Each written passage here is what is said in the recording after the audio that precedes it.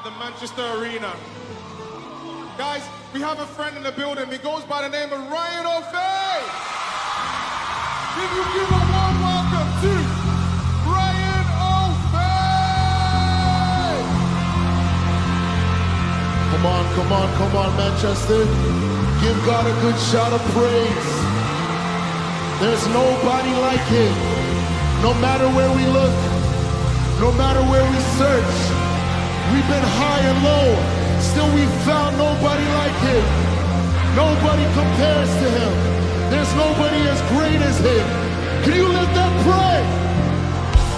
Hallelujah! Hallelujah! Oh, hallelujah! What an atmosphere. Surely the Lord is in this place. Amen. Surely the Lord has met us in this place. I'm honored to be here to just join in with everything that's been happening so far. And I just want us to just even raise our hands as a sign of surrender. And we're saying, Lord, you can have your way. We say yes to you. Whatever it is you want to do in Manchester, whatever it is you want to do in my heart, whatever it is you want to do in my life, whatever it is you want to do in my family, I won't be the hindrance. So I say, come, Holy Spirit, come and have your way.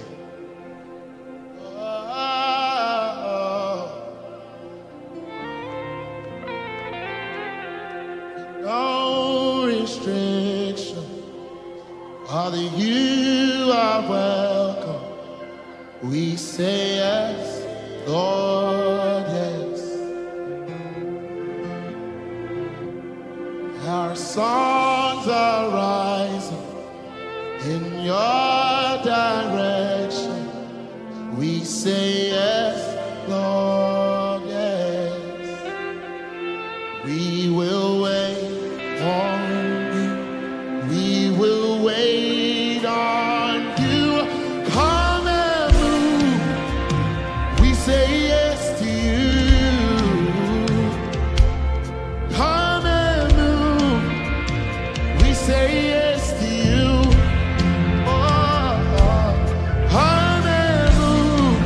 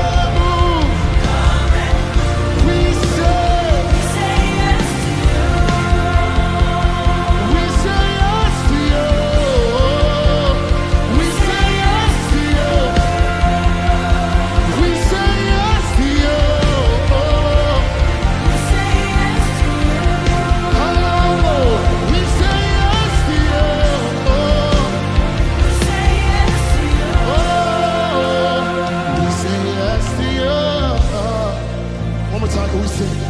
Come and move. Sing it out. And can we raise that sound in this place? Come and move.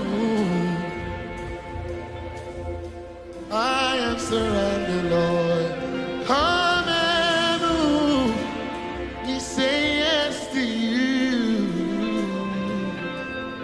Come and move. We say yes to you. We'll see you high and lifted up. Shining.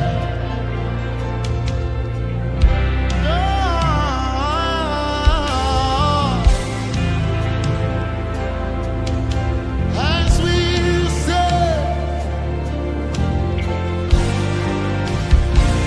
oh, we'll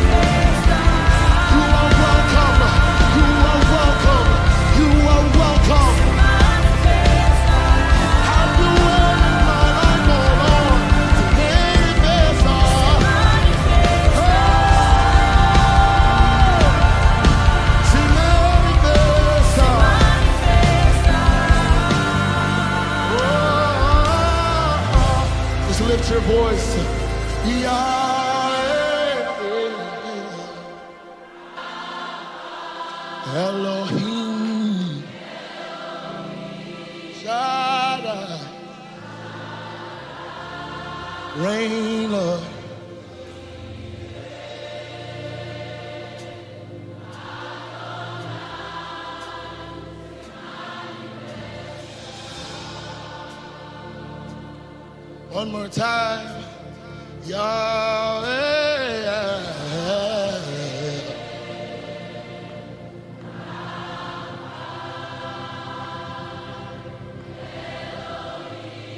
Shaddai.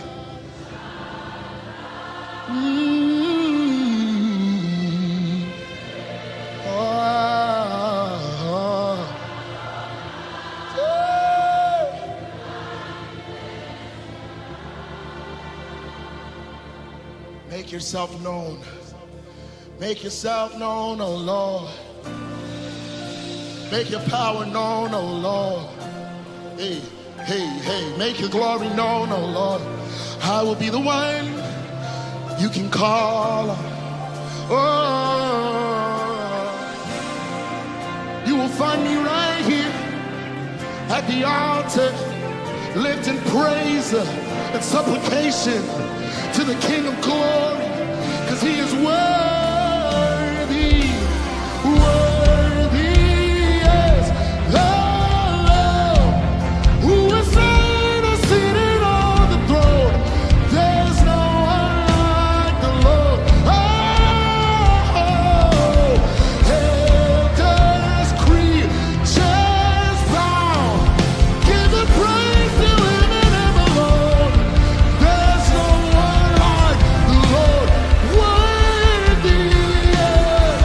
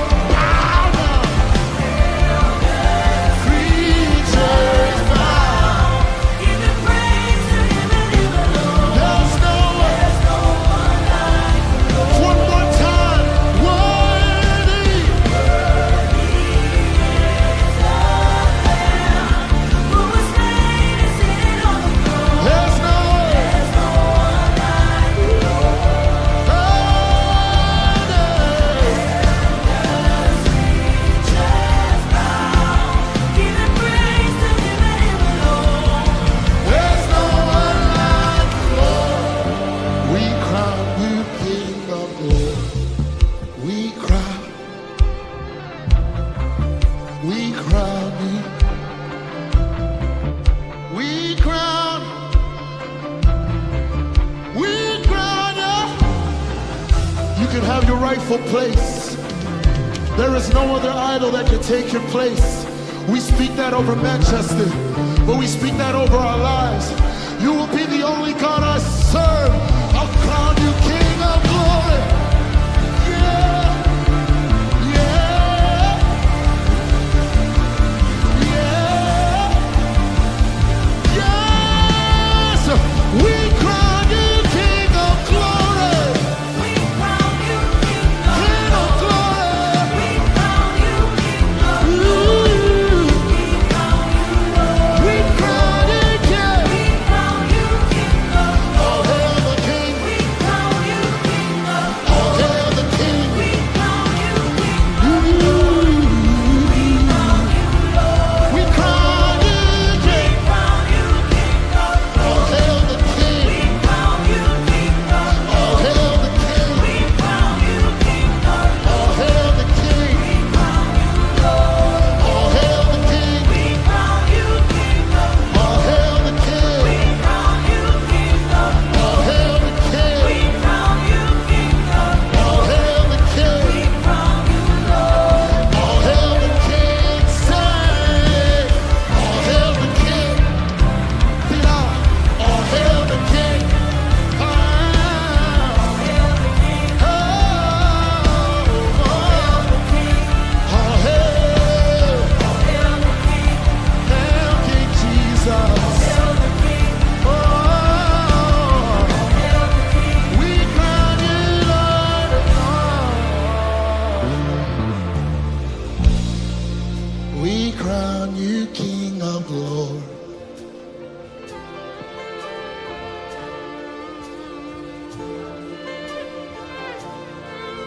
We crown you King of glory. We crown you King of glory.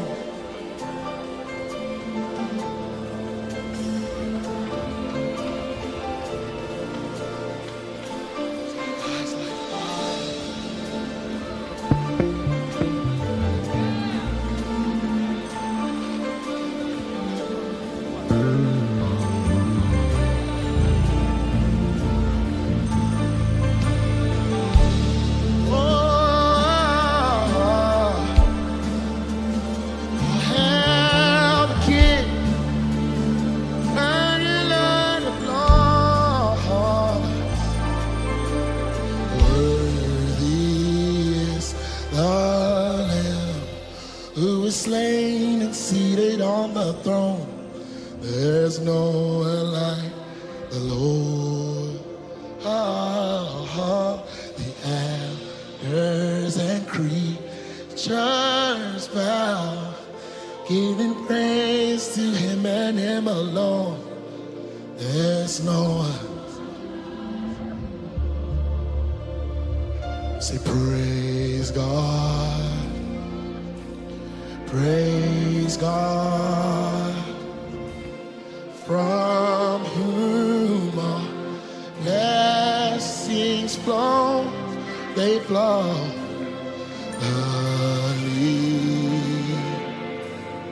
Then one has come to make me whole. Praise God, praise God, from whom all blessings flow.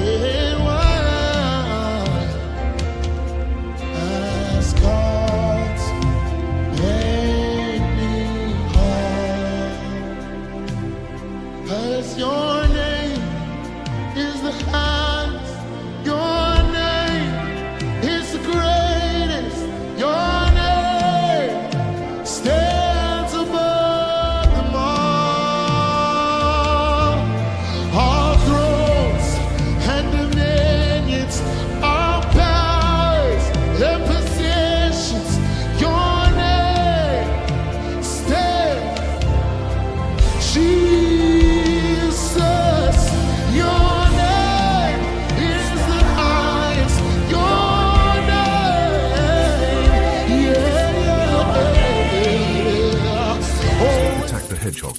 The two fought fiercely, but the hedgehog emerged victorious and unharmed, while the snake was wounded, with quills stuck all over its body. Desperate, it began to scream and ask for help in a peasant's yard. A hen trembled upon hearing its lamentations. Seeing its tears and hearing its pleas for pity, the hen felt compassion. Despite being a snake, it seemed to be suffering so much that the hen decided to help it. She took it to the coop and, with care, removed every quill from its body. The snake stayed there playing with the chick until late. But whenever it looked at the baby, the snake silently licked its lips. The hen, even so, looked at it with some suspicion. When night fell, the snake asked, "Madam, it is too late for me to return. May I sleep here tonight?" Without sensing the danger, the hen agreed. The next morning, upon waking up, she noticed something strange. The coop door was open. Small feathers from her chick were scattered all over the floor. The snake had vanished, and with it what the hen loved most. With an empty chest and a broken heart, she fell to the ground crying and swore revenge. Time passed. Even consumed by pain, the hen slowly got back on her feet. Then she decided to organize a great banquet and invited all the animals, including the snake. The snake was now changed. It looked bigger, more elegant. It had shed its skin and exhibited good manners. It arrived bringing gifts for everyone. Seeing the hen, it rushed to embrace her. "I ask by the mercy of God that you forgive me. At that time I was immature. I did not know what I was doing. Today I am different." Moved, the snake gave the hen a grain of corn as a gift. Tears streamed down the snake's face, showing sincere repentance. The hen was touched. She gave up revenge and forgave it. That very night, the snake slept in her house again.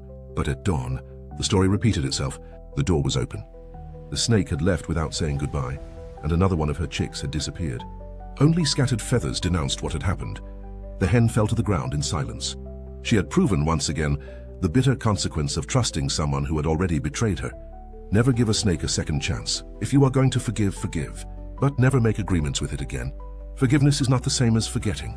Even if the snake sheds its skin, it remains a snake.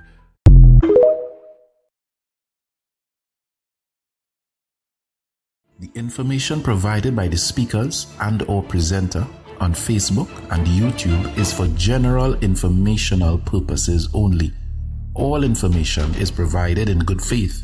However, Constructive Talk makes no representation or warranty of any kind, express or implied, regarding the accuracy, adequacy, validity, reliability, availability, or completeness of this information.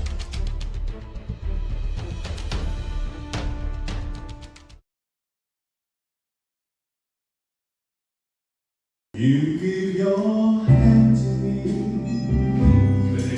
and let me say hello, and now can hardly speak.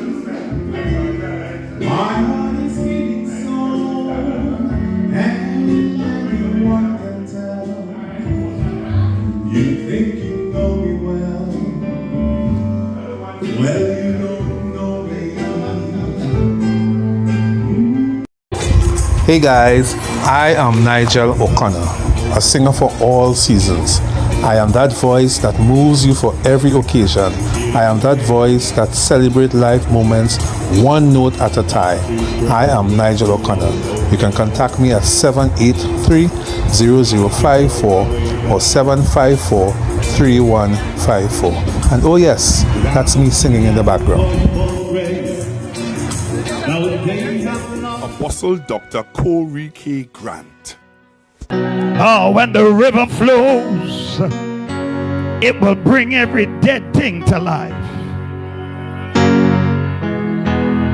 Because he is Yahweh, Alpha and Omega. That's who he is. Invites you to an evening of just worship with the Burton sisters. Jesus, we need a fresh Spoken word. Lord, we love you.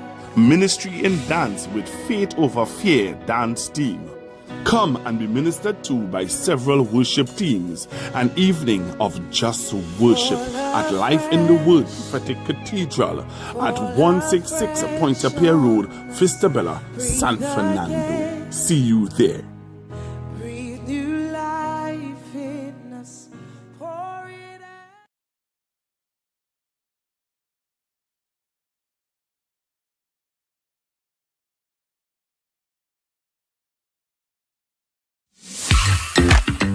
recall more than 3 decades ago, a senior telecommunications manager, let's call him Michael. And Michael was assigned to the task of presenting the government's position at a regional conference. Michael struggled and visibly trembled, especially since he presented after the retired North American ambassador, who had the audience in stitches, laughing up every word. I'm Dr. Madonna Dodd, and I made a silent vow there to help people like Michael, who are technically competent, but who struggled and succumbed to fear when speaking in public. Now, as a communications architect, I partner with organizations and individual leaders to transform their leadership presence, including the way they express themselves. So, if your goal is to amplify your authentic voice, influence others, and lead with confidence, join me from October 28th to November 11th for our Communicate with Confidence online course. To all the Michaels, it's possible to overcome fear, step fully into your role, and lead with confidence.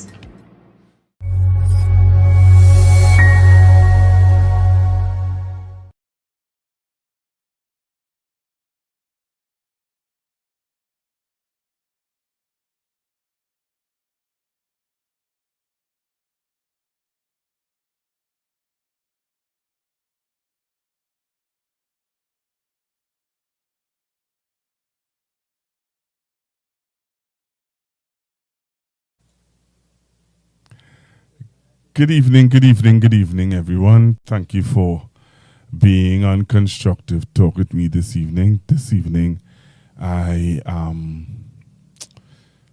wanted to play this video before I get my guests in with me. So I wanted to play this, and then I'm going to get my guests ready to join me on Constructive Talk.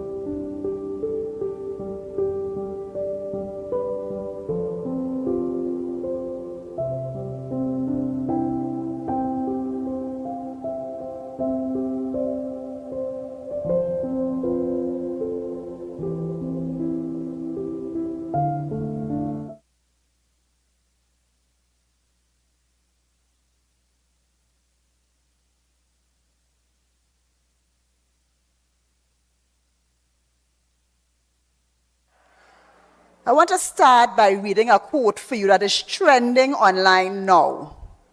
Someone sent it to me and I saw it so many times. I think it's good for us to read this quote. I'm sure when I start to read it, you will be familiar with it. It says, out of hatred for the cockroach, the ants voted for the insecticide. Out of hatred for the cockroach, the ants voted for the insecticide. They all died, big on in the tail, including the housefly that didn't even vote. They all died, including the housefly that didn't even vote. It says an African proverb, but it could be a Trinidadian and Tobagonian proverb. It is so true of our situation here today.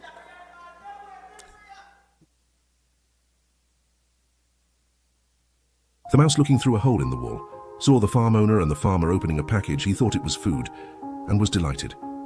But it was a mousetrap. The mouse rushed out desperately to talk to the hen.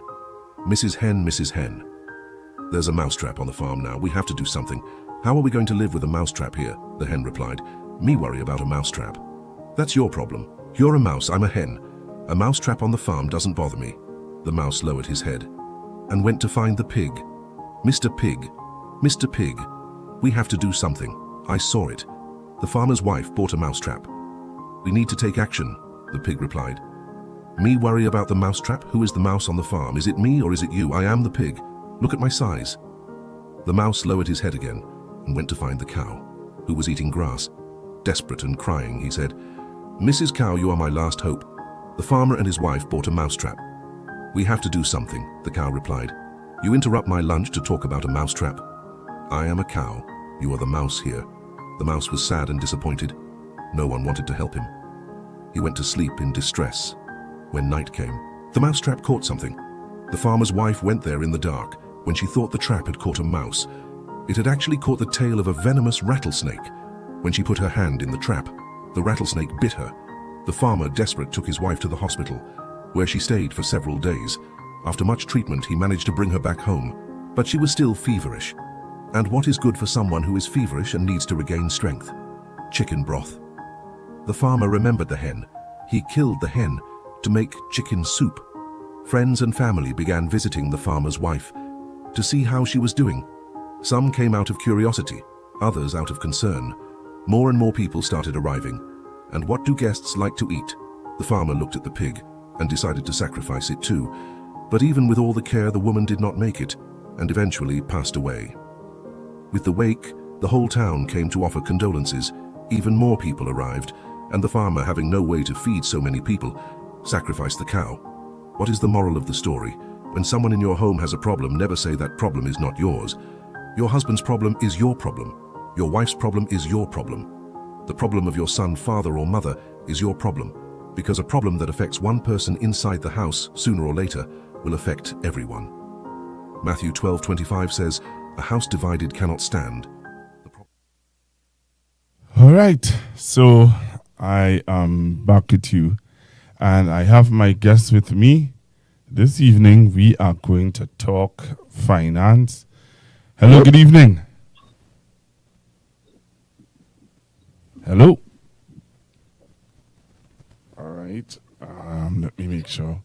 Hello, good evening. Hello. All right, I'm hearing you soft, boy. Hello, good evening. Hello. All right, hold on, hold on, because I'm hearing you very soft. Talk now, let me see. All right. Let's hold the line.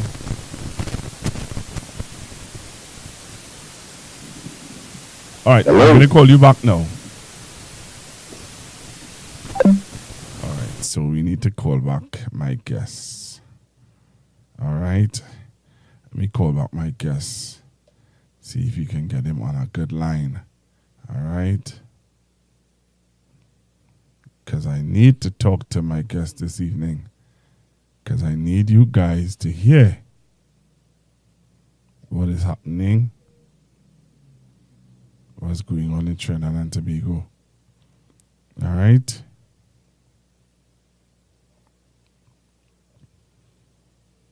All right. So I think I will have my guest on properly now. Let's see how this go. All right. Hello, good evening. Hi, good evening. Can you hear me? Right. Loud and clear. Real good. Excellent. How are you, sir? I am excellent. How are you? Well, you know, this show there's you know, when you come on this show, you just have some problems, you know. You know that, right? Some challenges. Yeah. Some serious. No, but we good. When you don't make ridiculous promises to people, you can sleep well at night. Okay. Ridiculous promises you can't keep. All right, so Trinidad Tobago, those of you who are on the live and those of you wherever you are in the world and you're listening to Constructive Talk, I have with me this evening my Member of Parliament for San Fernando East, Mr. Brian Manning. I asked Mr. Manning to come on this evening for several reasons. One, for him to, there was a bill. Was it a bill piloted in the Parliament when it was on Friday? What day you were in Parliament? Friday, yes. Friday, about the Bitcoin. The virtual assets bill. Right, the virtual assets bill. And the Bitcoin would have fallen into that Yes. Right. Yeah, all digital currency and cryptocurrency. Yeah. Right. So I wanted to have you on to clear up some information where that is concerned, or share with the listeners some information where that is concerned.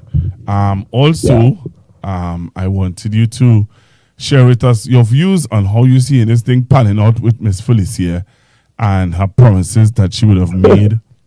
You know, you're laughing. Some promises. Sorry, go ahead. The promises that she would have made to her the public servants and members of her union. Tonight we heard where, well, we'll get into that just now, because it started from yesterday, where the CPO said, "Hey, I don't know what this lady talking about. I don't know. We are just still in the negotiation stages and stuff like that." So we're going to get into that. And also, I wanted you to share your views on this is your second stint in the Parliament of Trinidad and Tobago, and somehow or the other, I don't know, what I'm seeing going on in Parliament is, I'm going to play some stuff for you, and I want you to listen, for you to tell me what are your thoughts also about it. But yeah, so first of all, I want you to tell us about the what is the name of the bill? The virtual assets bill. The virtual assets bill.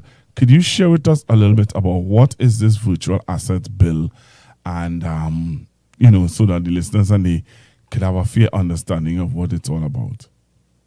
Yeah, it was designed to manage digital assets in Trinidad and Tobago, and digital assets could not just cryptocurrency, but also digital fiat currency, and then the other types of like NFTs and all these. There's a host of digital assets out there. That's the umbrella term for it all. And in keeping with the FATF regulations, which is what already allows us to have our banking relationships worldwide. Right. We have to be within certain laws and regulations and information sharing for us to be able to conduct transactions on a global scale from our banking system. So we're going to be, I believe, assessed in March or April of next year. So this piece of legislation was part of that, to ensure that we fell in line with the FATF regulations so that we could pass and continue our banking relationships with the rest of the world. So that was the main intent of the bill. But what are your thoughts about how the bill was piloted? Are you happy with how it went, or there are some concerns that you It was absolutely ridiculous. I have never seen anything like it in my life. It was maybe a 4 or 5 page bill, and then it came to Parliament with nearly 50 pages of amendments, which is something I have never seen before or heard of in my life. I would challenge anybody in the UNC to say that the PNM has ever done anything like that. It was a flimsy 4 or 5 page bill. And then in the middle of the debate, they say, well, we have some amendments. And then they pause the session for a few minutes. And then they come back, handing out amendments. And it is 50 pages of amendments. It was like a phone book of amendments. I've never seen that before. Wow. I thought it was embarrassing, and it was really a display of incompetence on the part of the government. How you come to Parliament to debate a bill, and then in the middle of the debate, start debating a bill that no one has seen yet. And then when we ask to see it, you hand us 50 pages of amendments, which you expect us to really read and study and have ready to vote on in the Parliament. That doesn't pass any kind of smell test anyway. Right. So after they did the amendments, so you all had to sit there and do all the amendments with them. And after that, what happened? No, we didn't go through the amendments. We refused. Oh, you all when refused? When we got to the committee stage, right. we said absolutely not. This is ridiculous. We're not going to sit down here and go through 50 pages of amendments. Wow. Usually you get the bill in advance. Yes. That's so you could study it. We have a caucus. We discuss it. We say, what is going to be our position on this bill. We may discuss it with our constituents, with other persons who are maybe subject matter experts in the field. And then we come to a position, and then we come ready to debate and discuss the bill in the parliament. That's the process. We don't just come up there and stand up and say anything that comes to our minds. It takes a level of preparation. Right. Some people hand you 50 pages of amendments. I mean, you think it's about 10 times more than the original bill. We've never seen it before. You hand it to us mid-session. What are we supposed to discuss? we would sound just as confused and ridiculous as the government. Right. So we decided that the best course of action was, look, if you have the numbers to pass this bill, go ahead. We're not going to debate this bill. Because there's just nothing to say. How you can say anything meaningful here? So did they pass the bill? Yes, they did. It went in the upper house now, it's in the Senate, and they're going to have to debate it, and maybe we'll have a more fruitful discussion and debate in the upper house. But there was none really that took place in the lower house, in the House of Representatives, because we couldn't. Well, social media was buzzing with this crypto, and yesterday a young man would have called in and shared his views, and I said okay, but I saw something on social media buzz about the crypto and about how people were feeling about this whole situation. So I'm going to play it for you, and I want you to tell me if what the person is putting out there on social media, is it true or somewhat true, or the kind of, went overboard. Right. All right? So take a listen. Take a listen to this. Stop scrolling. Trinidad and Tobago just dropped a legal bomb on the crypto industry. The virtual assets. Bill 2025 has passed the House of Representatives, and if you're in crypto, everything is about to change. Clause 4 freezes the entire industry until 2028. No new crypto businesses, and if you're already operating, once this becomes law, you'll have 1 month to report yourself and 3 months to shut down. Yes, shut down. This bill regulates anyone exchanging crypto for TT dollars, running ATMs, managing wallets, or doing transfers. Regular users aren't targeted, but your ability to buy or sell locally is about to get squeezed. And the penalties? $5 million, 5 years in prison, and $500,000 for every day the offense continues. Advertising crypto? Also banned, since no one can be authorized until 2028. Every crypto ad automatically becomes illegal. The bill now moves to the Senate, the last chance for any changes. If the Senate approves it, it goes to the President, then the Cabinet picks the start date. And once it's proclaimed, your 30-day and 90-day shutdown countdown begins. If you operate in crypto, your window is closing fast. Follow for updates. This story is moving fast. Stop scrolling. So, Mr. Manning. Yes. What that gentleman would have reported there, is that true? Yeah, from what I understand the bill, and trust me, I didn't go through 50 pages of amendments, but that sounds essentially what the bill was all about. Is you're going to shut down the crypto industry until 2028, and then there were huge fines involved if you were found to be in the industry and you weren't registered or compliant with the rules set by the TTSEC. It's fairly accurate. And in the essence of full disclosure, I am not a huge crypto fan. But when you're dealing with something that you say is a financial asset, there's certain rules and regulations. For instance, if I if I'm going to get a license from the Trinidad and Tobago SEC to trade in equities or fixed income, which are financial instruments, I have to have a certain level of qualification, and I have to prove that to earn a license to legally trade in those assets within the borders of Trinidad and Tobago. And what they're saying is that crypto, which is a financial asset, as the proponents have been saying, they should have to follow the same rules. It can't be that somebody just wake up on a Monday morning and decide, well, I am a crypto trader, a financial advisor, giving financial advice, but you've never had any training or regulation in the space. Okay. You know, it's like you giving medical advice, but you never spent a day in medical school, right? It has a level of regulation to protect consumers, and that's really the thinking behind the bill. Wow. Yeah. But it deals a very harsh blow. Yes, it does. People who have already been dealing in the crypto industry. In some cases, I would say it's an extinction level event. Yeah. For many people within the crypto industry at the moment, and I totally understand why they would feel like the rug has been pulled out from under them. Is there anything that they can do to in any way? Well, that's the reason why the government came late with these 50 pages of amendments, right? The initial bill that they submitted for debate, they received so much pushback from people in the industry, and I think many of their financiers and other persons, that they tried to make adjustments to it to make it more palatable. But the essential parts of it that I'm aware of have not been changed, which is that you cannot trade crypto unless you are registered with the Trinidad and Tobago SEC, and there's still going to be a ban period until 2028.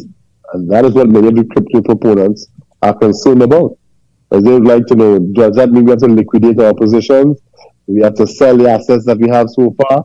Do we get to hold on to our assets until 2028? The bill left, some truck-sized holes where there's a lot of questions to be answered. And sadly, because of what happened, I don't have the answers to those questions at this point in time. Wow. I would have to listen to the debate also in the Senate to hear more, because they came with that last minute with 50. I've never seen or heard that in my life.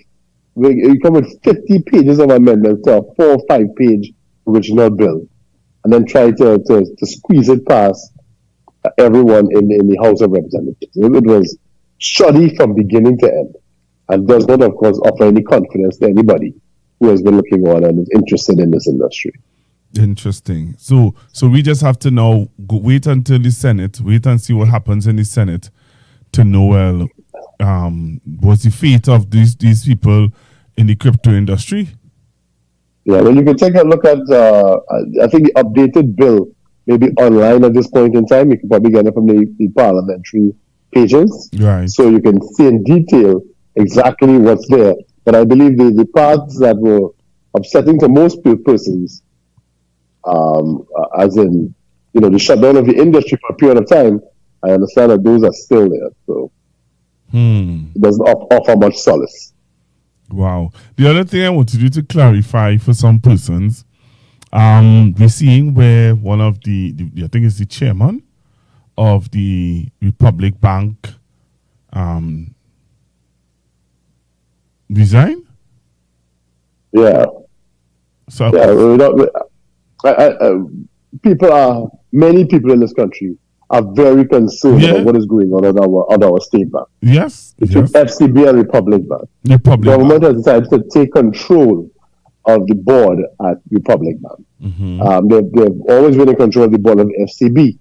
But there are so many of the persons on that board have very little to no banking background to their names. So what is the point? It is making it seem as if they are there for a political agenda and not a banking or financial agenda. That is causing a lot of people concern, because there are a lot of persons who would not want to have their savings and so on involved in any financial institution with a political agenda. They want their assets managed properly. They want it to be managed in a prudent manner. But they're not pursuing any political goal. Because sometimes political goals aren't profitable. And they just want someone who's looking out, taking their best interest, trying to maximize their returns. And there's a lot of concern.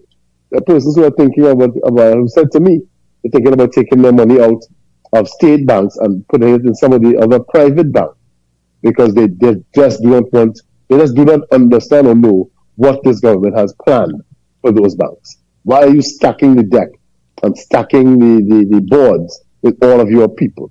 And many of them do not seem to have any sort of background in banking whatsoever. It's a cause for concern. Wow.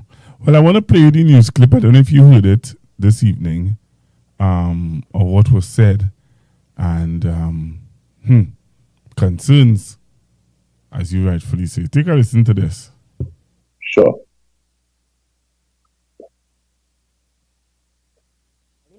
All right, let's head to business news now, where a member of the board of directors of Republic Financial Holdings Limited has resigned, with speculation that more are to follow suit. This development comes just over a month after the government signaled intentions to make changes to the company's leadership. Peter Christopher reports.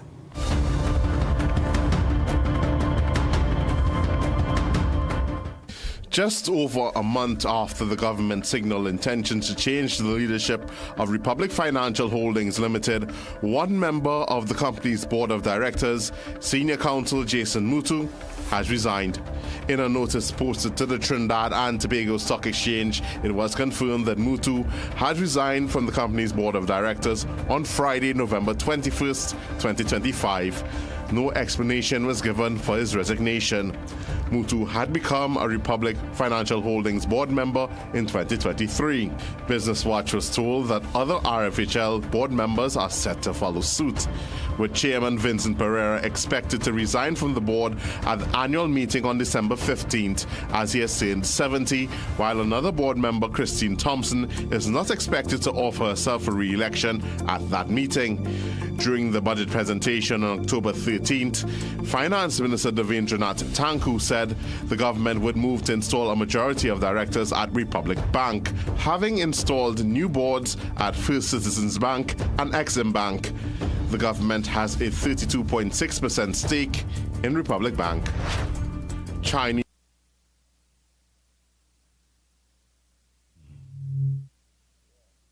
Wow. Sir. Yes, sir. You see, and if you're in the financial industry and you hear some of those names, people like Christine Thompson are well-regarded people, financial professionals in Trinidad and Tobago. When you hear people like that, quality people, leaving maybe, I think Republic is the largest bank in the Caribbean region, you're very concerned. Why would the government want to take control of the Republic board? Why would they need to be, to have that kind of control? And the people that are speculating is because they want to use the finances of the bank to achieve political goals. And some of those goals may be unpopular to persons who have historically been independent banking backgrounds. It may not be in the best interest of the shareholders of the bank, which is why they want to control the board. And professional bankers, people who have been around and have professional reputations and the integrity to preserve, are not going to sit back and be a part of that. They are going to look for greener pastures where they can wake up and go to sleep at night and sleep comfortably and look themselves in the mirror in the morning and not have to worry about who coming to accuse them of something ridiculous. They know how to properly manage a bank, and they know that they do not want to be a part of anything that can violate the trust of the shareholders and depositors of that bank. So there's a lot of room for concern. Just today I was speaking to a person, they said they do not want to have their deposits in any bank that has a political agenda. They do not. And one of the biggest challenges with this government, is that they have borrowed so much money in recent times that they are reaching their concentration limit. The banks are reaching their concentration limit in terms of lending money to the government. And that means that the government is running out of headroom. They're running out of space to borrow money to finance its operations. And that is why you also saw this government shift to more borrowing on the international markets, because they're going to have more and more problems borrowing money on the local market. So there's suspicion that they're going to try to change the rules so that banks can now continue to lend money to the government unabated. And that is an extreme cause of concern. That's going to lead to a downgrade of our economy. It could possibly lead to a devaluation. And I think that this government needs to be a lot more cautious about what it is they are doing in the banking system. That tax on assets is extremely dangerous. And now I want to say, what's the word I'm looking for? They're getting involved in the operations of the banking system, not carefully understanding, I say interference, that's what I want to say. Their interference in the operations of the banking system is also causing concern. We already see a collapse of share price at FCB. And you have to remember, every major retirement, pension, savings, and investment fund in this country, especially the two largest at NIB and UTC, are heavily invested in the banks in this country. When you harm the revenues or profits of the banking system, you also harm every single investment fund portfolio in Trinidad and Tobago. And that is something that every citizen should be concerned about, because that is where your retirement money is. That's where your savings are. That's where your investments are. So it is a serious cause for concern. Interesting. So we dealt with crypto. We dealt with the resignation of some of the board members in the Republic Bank. So we're going into your friend. Who, Miss Felicia? So last night on the news, because he sent me the video, but I had the video long time. Last night on the news, Guardian Media. Guardian Media. Right. Did a report on Miss Felicia and the PSC. I'm going to play it, and then I'm going to play something else. So take a listen to this channel. We played it last night. We have Mr. Manning with us, who is the man who who predicted all these things. You know, before I play that, right, I saw where former Minister of Finance in your dad cabinet, Miss Karen University-Shara, also making some, and you know, they're attacking. They're not attacking Karen at all. I getting special treatment. I don't know why. Yeah, and I'm like, but the same thing Brian saying, Miss Karen University-Shara said it. Clyde Weatherhead, the former head of the PSA, came out and said the same thing. All the economists saying the same thing, but did not talk. Want to write a letter condemning me. Yeah. They say, look, behave yourself, please. You waste ink on that letter. Waste your time. So let's listen to last night video that went viral because of you. You said it out there. Take a listen to that, Tobago.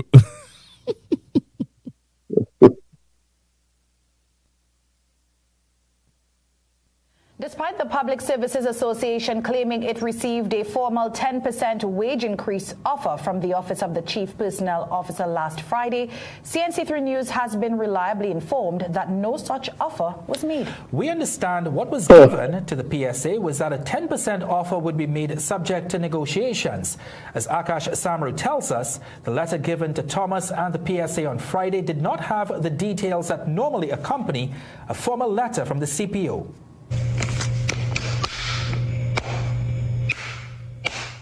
On Friday, the Public Services Association emerged from the CPO's office and triumphantly declared, "We have in our hand, delivered by Acting CPO Ms. Wendy Barton, an offer of 10%, which the PSA will be responding to." And then later that day, PSA President Felicia Thomas, in another video, said the PSA received a formal offer on your behalf of 10%. But CNC3 News has been informed that what the PSA received was not an official offer, but rather a commitment that a 10% offer will be made subject to negotiations. We learned that the letter the PSA was given said it has been agreed the CPO will propose a 10% increase, but concluded by saying that the exact terms of this proposed increase still have to be negotiated. For it to be an official offer, we understand that it would have included a proposal on how the 10% would have been spread out over the negotiating periods, a listing of allowances and changes to rates, information on the cost of living allowance, traveling facilities, car loans, tax exemptions, and a salary plan to show the new rates. Now, several efforts to get a response from Thomas were unsuccessful today. The PSA president has remained steadfast that she wants her members to receive their back pay by Christmas. However, former PSA President Clyde Weatherhead believes that will be a significant challenge, not only with the paperwork involved, but government having to allocate the money, given that it was not provided for in the recent budget. Akash Samaru, CNC3 News.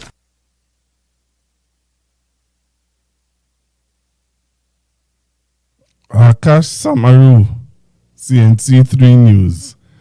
Pastor Google, this is the most ridiculous and embarrassing self-inflicted wound I've ever seen in my entire life. I don't know what else to say about it. I don't know what to say. From day one, it was obvious to me that it had no back pay before Christmas. I said so. Miss Felicia come on the internet, on Patrick Manning internet, and come and cursing me out, calling me all kind of names, right? I never call the lady nothing outside of her name. The lady is cursing me out. I said, miss, you can't be arrogant and ignorant at the same time. Choose one. Don't try to be both, right? And I just simply kept asking the questions and telling the truth, and that has just made her angrier and angrier and angrier. From day one, we have said, since she made the statement that they received a 10% offer, to please show us the letter that you received from the CPU stating exactly that. She refused to do that. And then later on now, we're hearing from Guardian Media that no such offer was made. Right? And now when they're calling Miss Felicia, who been bumping her gums on the internet for the past few days, they're calling her for comment to clear it up. They can't find her, they can't get her on the phone. All of a sudden. Right? All I have to say is Miss Felicia have a lot of explaining to do, and I wish her well. Good luck with that. But you know, Mr. Manning, you know that she's not going to let up. She's not going to give up so easily, yeah? No, she's not. Her membership need to insist that she resigns. You can't come out, she has no credibility left. From the day as a trade union leader in this country, you decide to stand on a political platform, you have lost your independence and you have lost your credibility. The public service has thousands of persons in it. Thousands of persons. How you know all those people are UNC or PLM or whatever? So after they elect you to represent their interests, you decide to go and stand on a political platform? That is alone is reason for resignation. And she had no business doing it. That was the beginning of the end for Miss Felicia. And she has no business being the president of the PSA at this point in time. She should have resigned before, and she should resign going forward over this issue, if not previous issues. She has hamstrung herself, and she has no business being the PSA president. That is my position. But you know, tonight again, she made the news again. PSA made the news again tonight. Yeah, I missed that one. All right, so I'm going to play it for you. Oh. More fun with the PSA, okay. I'm going to play it for you. Take a listen to this, Mr. Manning. Sure.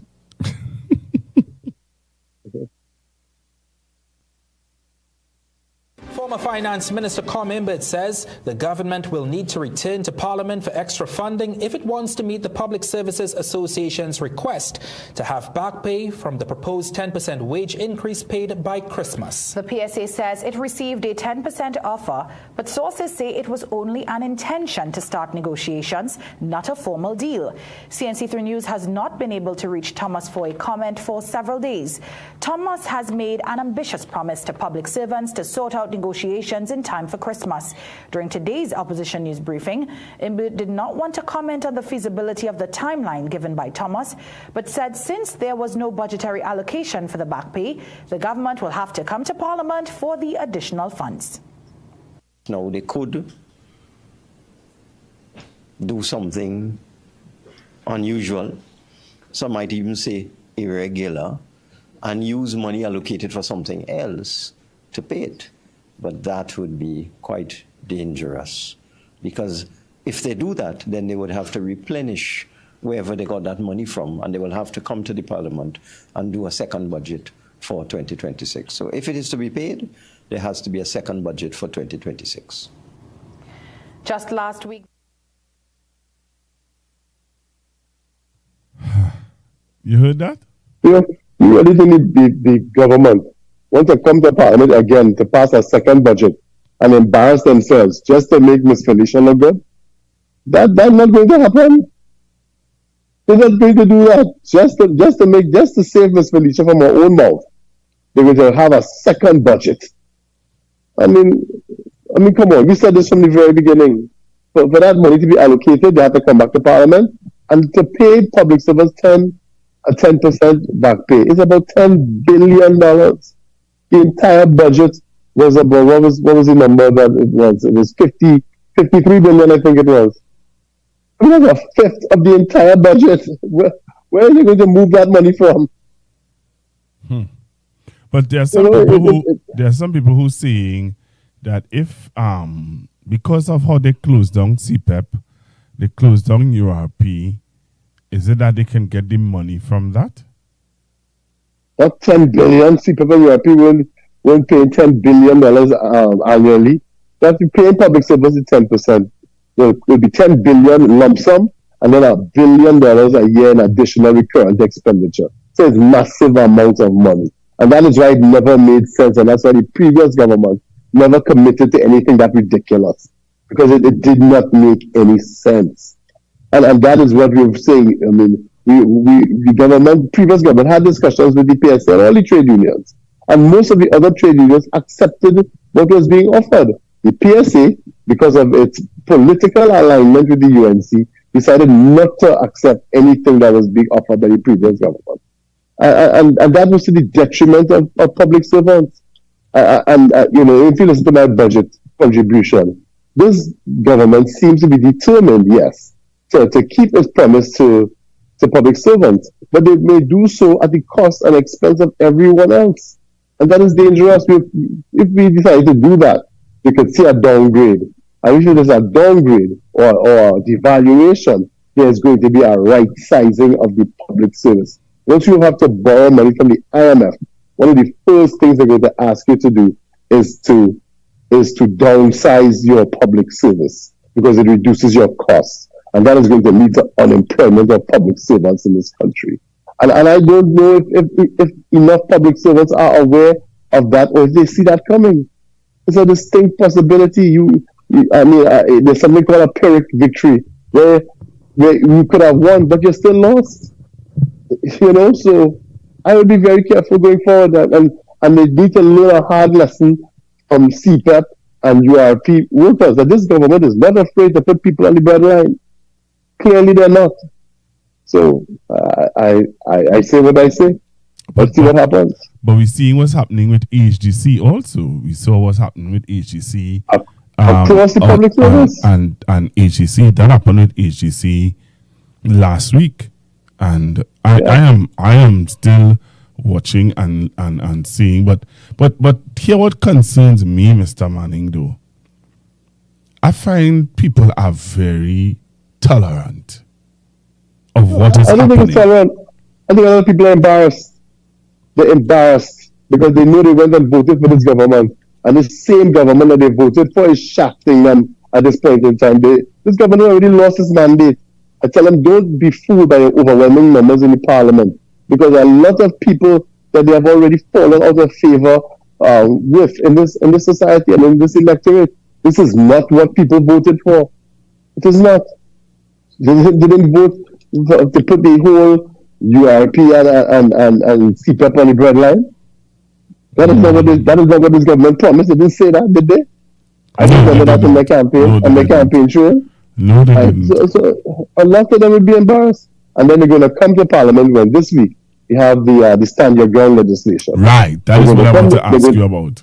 Yeah, they're going to come to Parliament and say that they've been tough on crime, right? How are you going to be tough on crime when in their first term, 2010, 2015, the first thing they did was cancel every youth program in Trinidad and Tobago. They canceled every youth program. They had a generation of vulnerable young people in this country that did not receive the skills required to make an honest living in this country. And then as soon as you come back into office, you put 40 to 50,000, some of the most vulnerable people in this country, on the breadline all at one time overnight. And you don't think that's going to have an impact on crime in this country? You don't think that's going to impact crime? And then you're going to come here with your standing gun legislation where they're telling citizens of this country, law-abiding citizens, to pick up a gun and defend yourself against the crime and criminality that they have been promoting with their thoughtless and vindictive policies. It can't work like that. I think people are embarrassed, and that's why they're not going to come out and say something right now. This is not what people voted for. Wow. You know, the other thing I wanted to ask you about, this is your, as I said earlier on, your second still in the parliament. The behavior of the parliamentarians on the talk to me. How we I thought when they were in opposition it was bad, but I mean we already have. I mean we Prime Minister literally said she want to cuff down somebody last week, right? She want to cuff down a opposition MP. Mm-hmm. We have the Attorney General making a statement that I can't even repeat on your show, on your program. I can't repeat in front of decent company. Right? And it's going to the Privileges Committee. Right? So, I mean, I agree with this is 6 months in, whatever it is. The behavior of some of them has just been, I'll be kind and say unparliamentary. And we have, a speaker who I can't say too much about, right? Who seems to be capable of hearing every word out of my mouth, even things I didn't say, but cannot seem to hear what the Prime Minister and the Attorney General are saying right in front of his feet. Right? So that is as far as I'll go there, because I am bound to not say too much about the Speaker in this forum or any forum. Right. But and there are those in the government that are taking full leeway of the wide berth that is being offered to them within the parliament. Wow. This is interesting, Mr. Manning, because, again, people are in shock. People are literally in shock. People are wondering what is really going on in our parliament. I saw where the same Guardian media did a people meter. I don't know if you would have heard it or see it. Right? They did a people meter and they asked persons on the street if they think that the Prime Minister should apologize. And it's interesting to hear how people responded to the Prime Minister and her comments. It was really people were embarrassed, Yes. But the Prime Minister, your frail auntie says she wants to cuff down people in the parliament. The same people who are supposed to be promoting peace, right? The same ones who are talking about the firm on crime and want to stop crime, talking about cuffing down people. What if a member of the opposition had said they want to cuff down the elderly Prime Minister? What would have been the response to that? Would I ever put God out of my thoughts to see something like that, whether in Parliament or I wouldn't even say it in private, much less in Parliament. Well, your mommy who listening will come for you.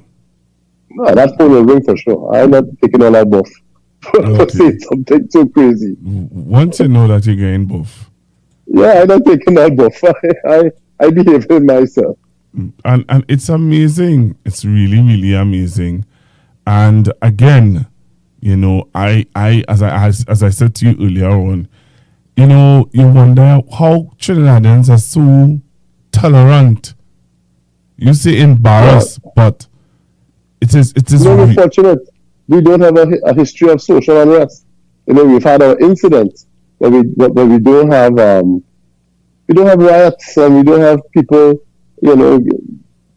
trying to bring downtown. Yeah, we've had one or two incidents in the past, but it's not something that is a hallmark of our democracy. Look at some of the Latin American countries in this hemisphere where they have coups every few years, every few months there's a coup.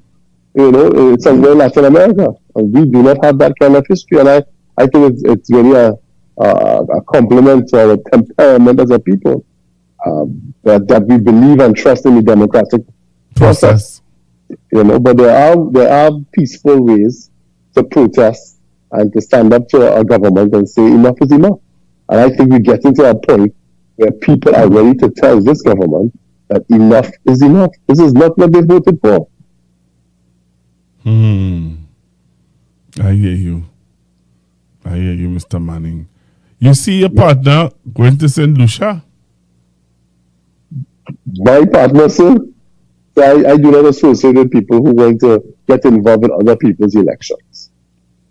Your challenger, Mr. Macmillan, made his way to St. Lucia, and Mr. Gonzalez saying, putting his country on notice that they want to come to St. Vincent. I found it to be really out of place. But to see the Prime Minister stood up and she sent a message to media houses telling them that it is unethical and it is this and it is that, and the UNC don't stand for things like that and whatever. Yeah. But the new Minister of Agriculture is over there with a eating pizza. Yeah. And you heard the voice note, what came out of his mouth. Yes, he said he said that he was mandated. Yes. Yeah. So who even had upsetting? It was upsetting people in the constituency. He's a councillor in Marbella West, and he's having great difficulty in that community doing his job, one, and then two, many of the constituents are disappointed very much against San Fernando East, because when he was campaigning in the last election, he promised people in San Fernando East the world. I heard all kinds of stories that he was telling people he was going to become chairman of CPEP and organize yourself in your groups, because everybody getting contracts. He could give contracts to everybody. Everybody could be working. Then as soon as his party gets into office, everybody unemployed. All the CPEP done, URP, nothing. People can't even go to the corporation and get jobs in this Grover season. And when they call him now for assistance, he got answering the phone. But he's in St. Lucia and in St. Vincent, other people in the election, while his house burning down at home.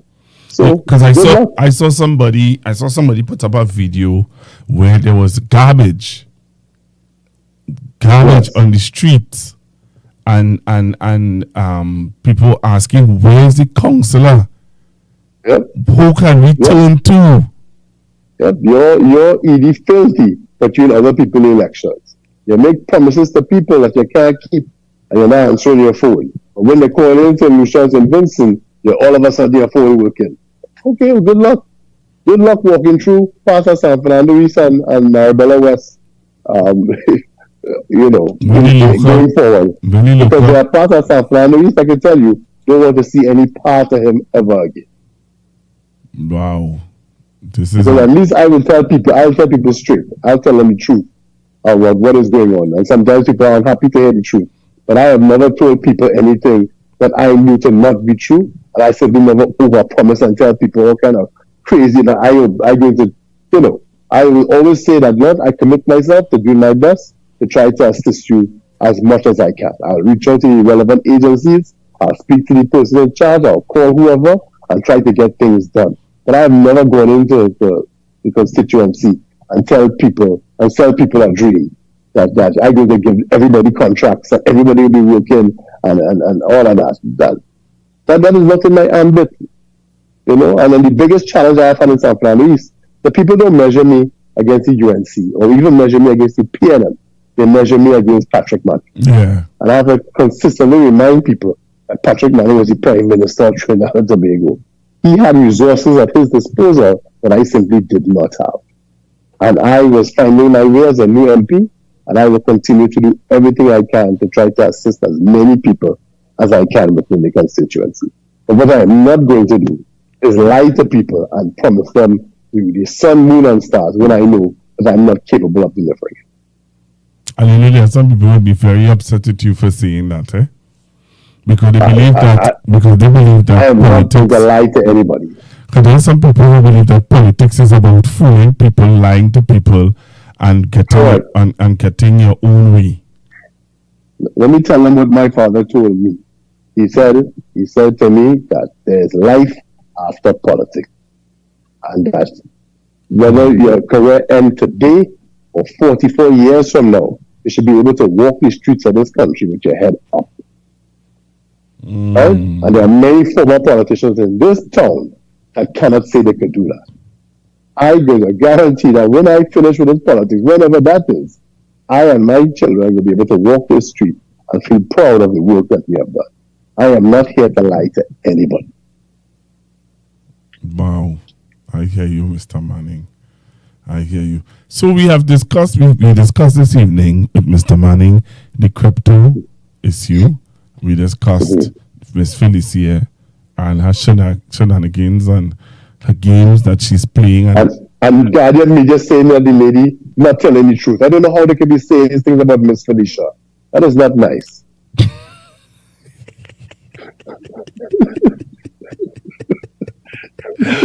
Oh gosh. Hey. And that is not nice of Guardian Media. They're not being nice. Oh Lord. And then we have now where Auntie want to cough down Mr. Imbert. Auntie tell him come outside. Come outside. I tell you, this been like crazy, the craziest time I've ever seen in the parliament. There are people trying to cough down people. You know, right? you know the other thing I'm looking at, Mr. Manning. You seeing the promotion? There are people who putting out this flyer of the Homeland Security. What's you call his name? I laughing already.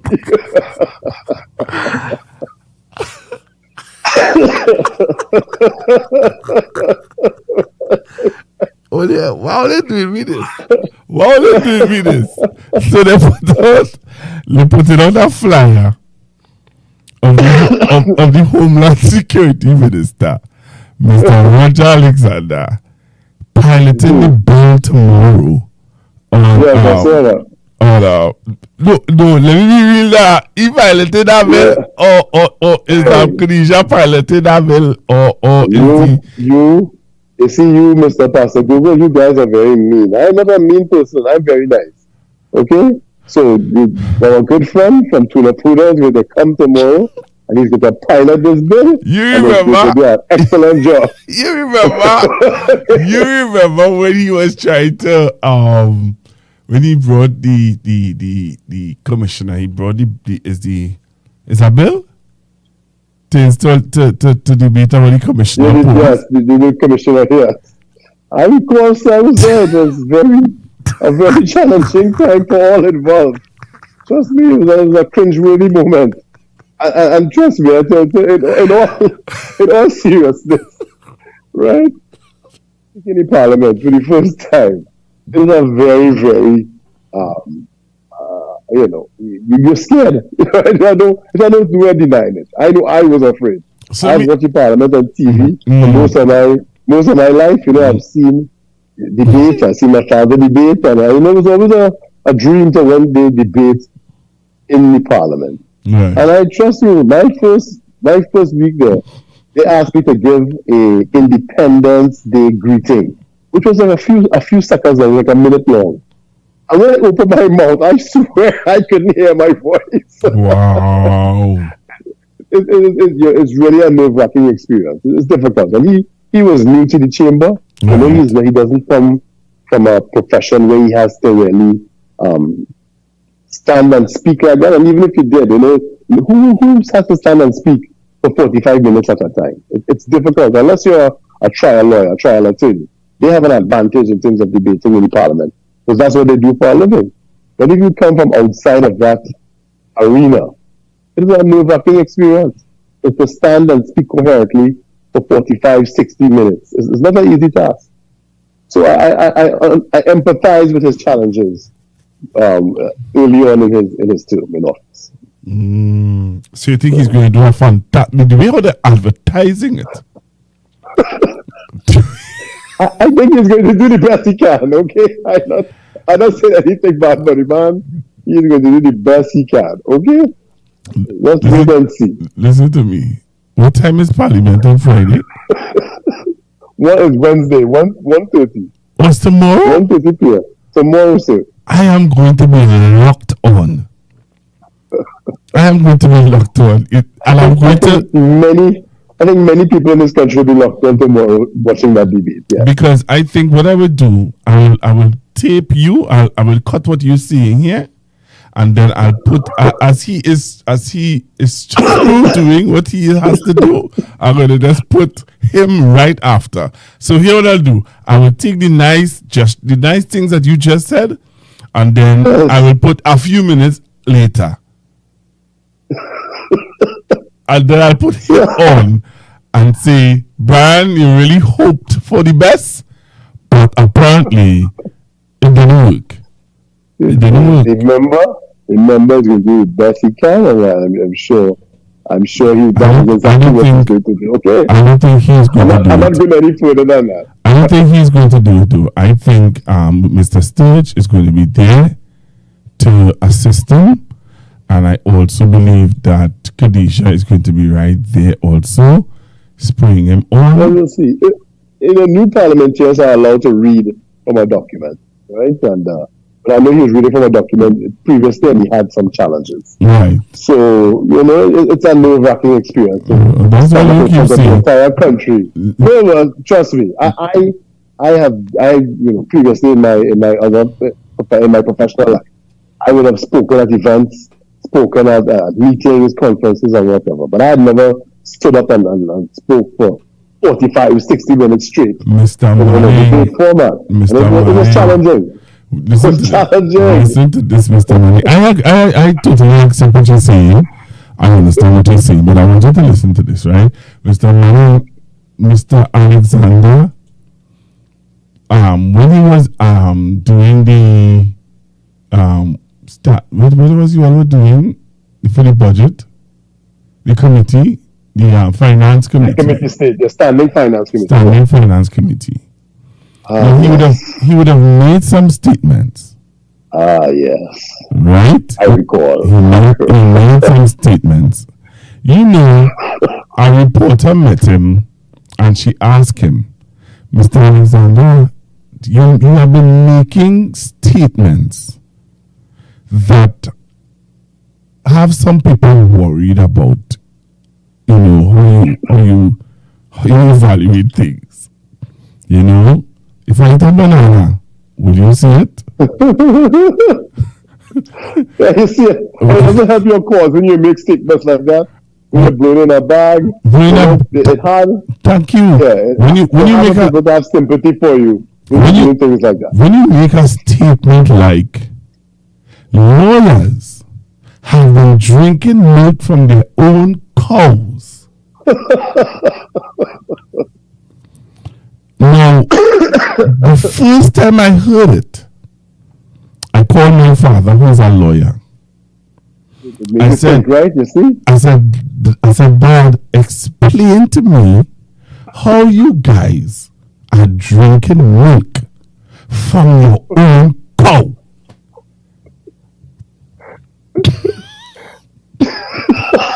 You want me to explain it? I have no idea what that means. I have no idea. Let me tell you something. My father was so upset.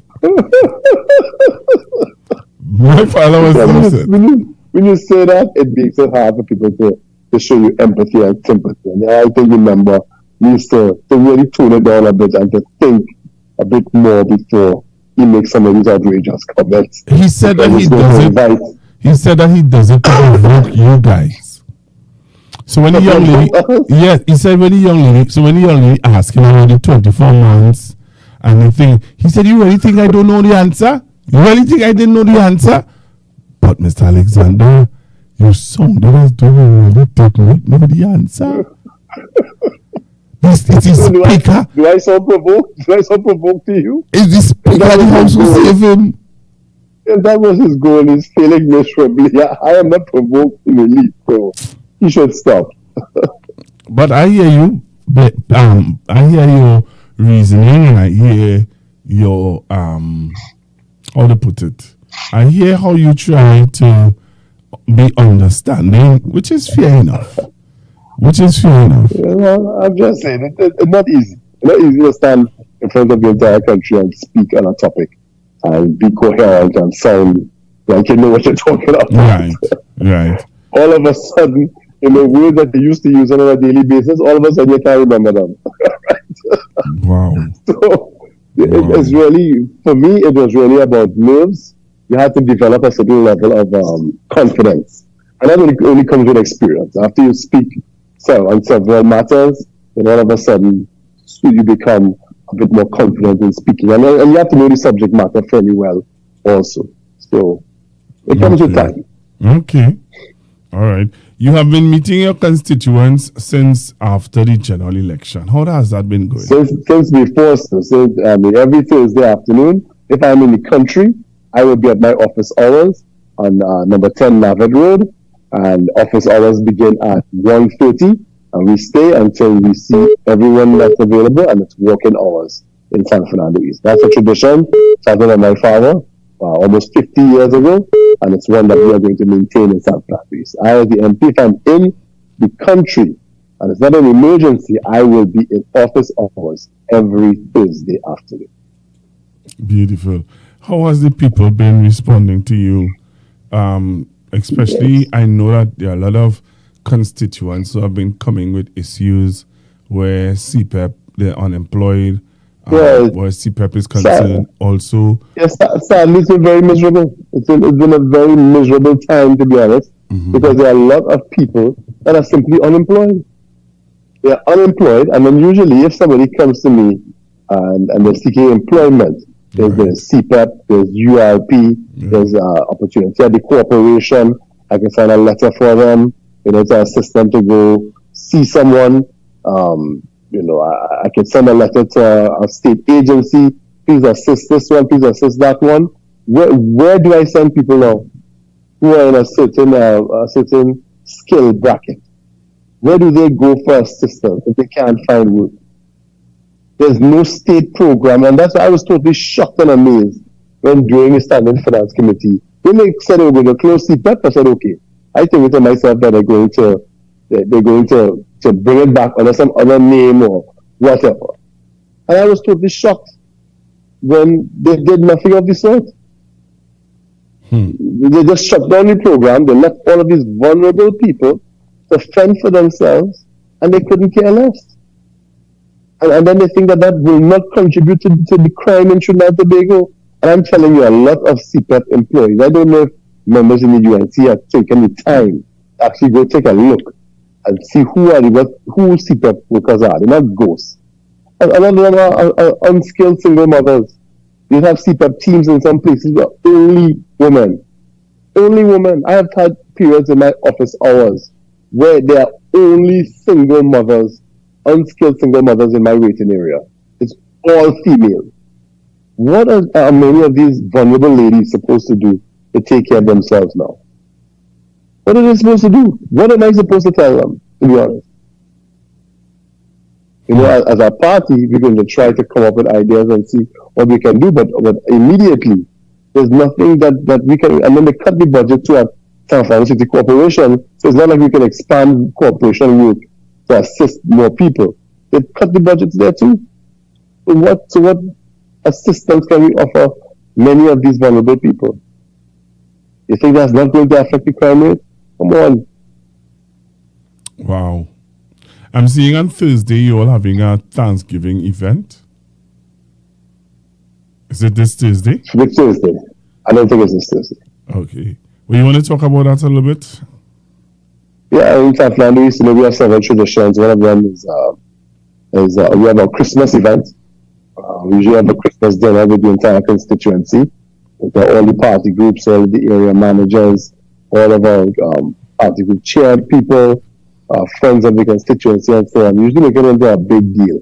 I think we've had to tone things down a bit this year and have a Thanksgiving event, which we're still organizing and eventually will get done. But that's what we're going to do for the Christmas season. So really say thank you for the love and support that we received from the constituents of St. Andrews for so long, and to renew our commitment to really do all we can to help as many as we can in the constituency. We may be of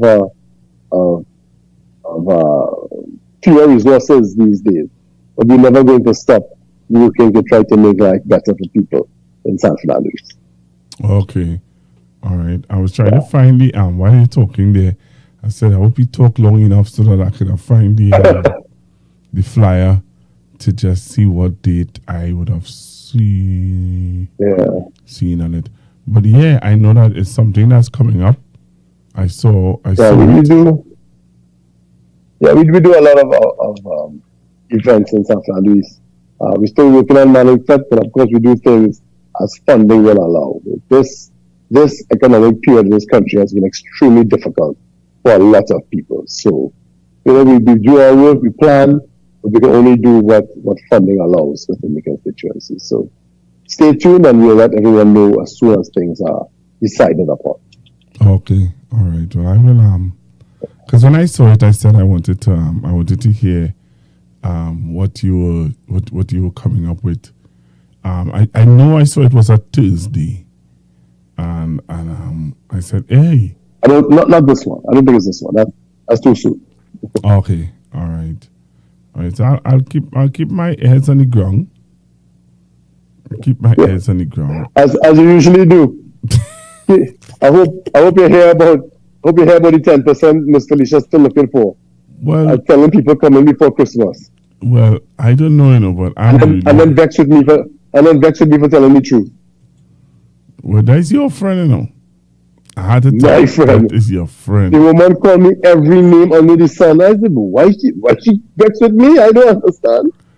I'm telling the truth. She said that you all selling dreams. She said that you all have the ministry of finance backward. People still have to go through this thing individually. So if she knew that, why she make a promise that? Mm-hmm. Wow. Explain that to me, please. If she think the ministry backward, why are you promising people craziness? This is going to be a very interesting Christmas. I don't understand this lady, and I try to comprehend why she would have said something so crazy, why she continues to try to double down on the crazy statement, and it's hard to understand. So you think that there's nothing? You think there's nothing forthcoming for single parents, the vulnerable in society? You really think, Mr. Manning, that this government is not? If that was going to be available, it would have been included in the budget, and it wasn't there. We went through every line item in the national budget. We interrogated those line items. We asked the relevant questions. I specifically asked the question, is the funding for a program to replace CPAP and URP contained in any of these line items? And the answer was a direct and firm no.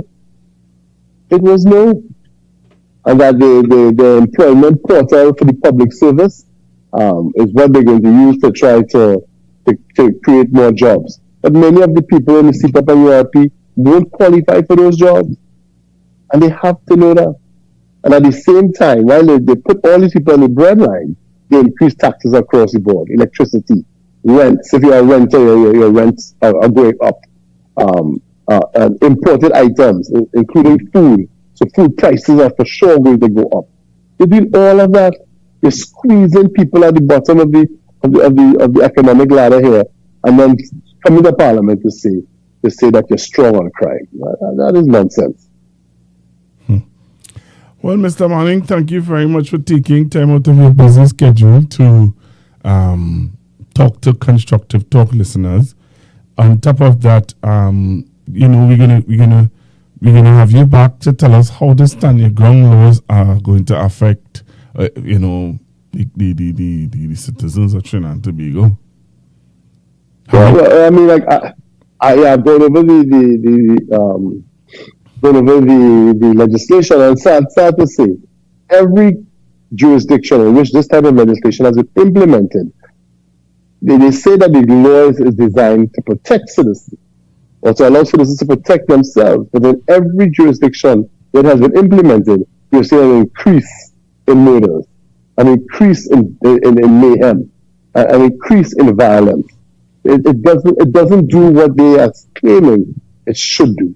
And it is also giving some of the persons in our society, I think it would encourage those free license to engage with the criminal element. And in many cases, that is a losing battle, and people are going to lose their lives.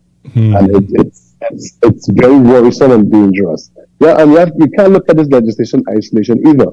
You have to remember, this is the same government that said they want to hand out FULs and firearm licenses to people, all over the country. But you have to remember, they don't mean poor people. I'm pretty sure poor people aren't going to qualify for FULs. They mean their friends, family, and financiers. So you're arming one group of people with legal guns, and then you're using this legislation to tell people that they can fight back against criminals. So what is going to happen in a situation like that? You're going to have one well-armed part of society and another part of our society with people who become, in many cases, unintentional victims. And that is what we are very much concerned about. The Wild Wild West. That's exactly that's exactly what I thought of when I read the legislation. But they tried to turn this place into a cowboy town, like Capleton said. And I'm going to bring that up exactly in the parliament on that. Somebody's asking if you think that the government will pay an ex gratia payment for Christmas to public servants to save face.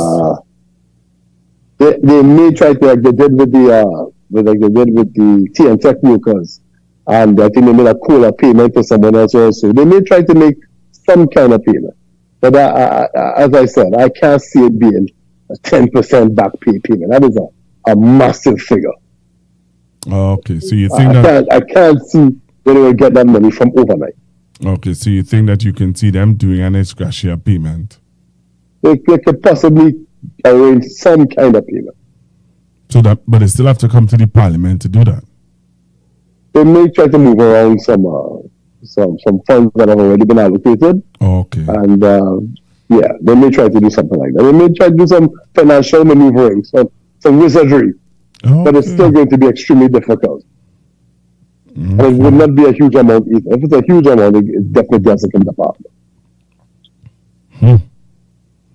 This is going to be interesting, and we're going to keep you on speed dial when we see things like that happening. You know you're the voice of San Fernando, Pastor Google. If you call, I have to answer. Have a good evening, Mr. Manning. Thank you very much, Pastor Google. Thank you very much to our wonderful listeners for having me. I appreciate it. Thank you again for taking my call. So, Trinidad and Tobago just heard my member of Parliament, Mr. Brian Manning, on Constructive Talk, and he would have given us some information that I hope that some of you did listen and take note of. I hope that some of you did listen and take note of. All right. So again, let me thank Mr. Manning for being on and spending that time with us on Constructive Talk. Really not going to take your calls. But in the meanwhile, while I wait for your calls, some of the things that jumped out at me in the news this evening. What is some of the things that jumped out at me in the news this evening? Which one I want to go with first? So the issue about the Prime Minister making statements and threat to cuff Mr. Colm Imbert in his face. Or to cuff him. I add the face.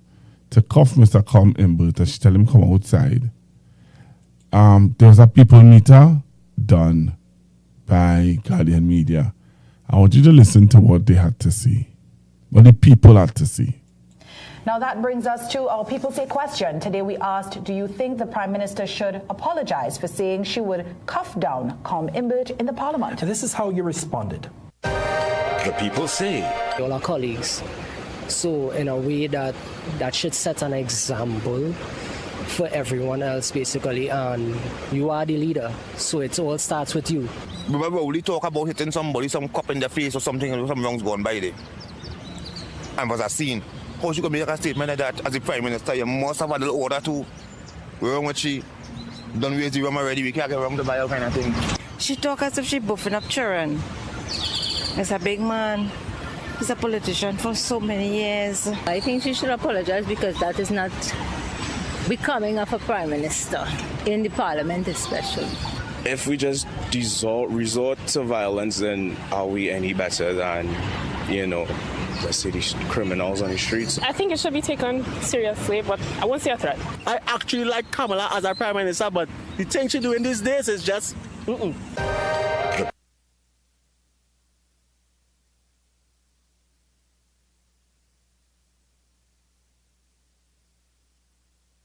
The People's National Movement will be referring Attorney General John Jeremy to the Privileges Committee of Parliament for a hot mic comment he made last Friday.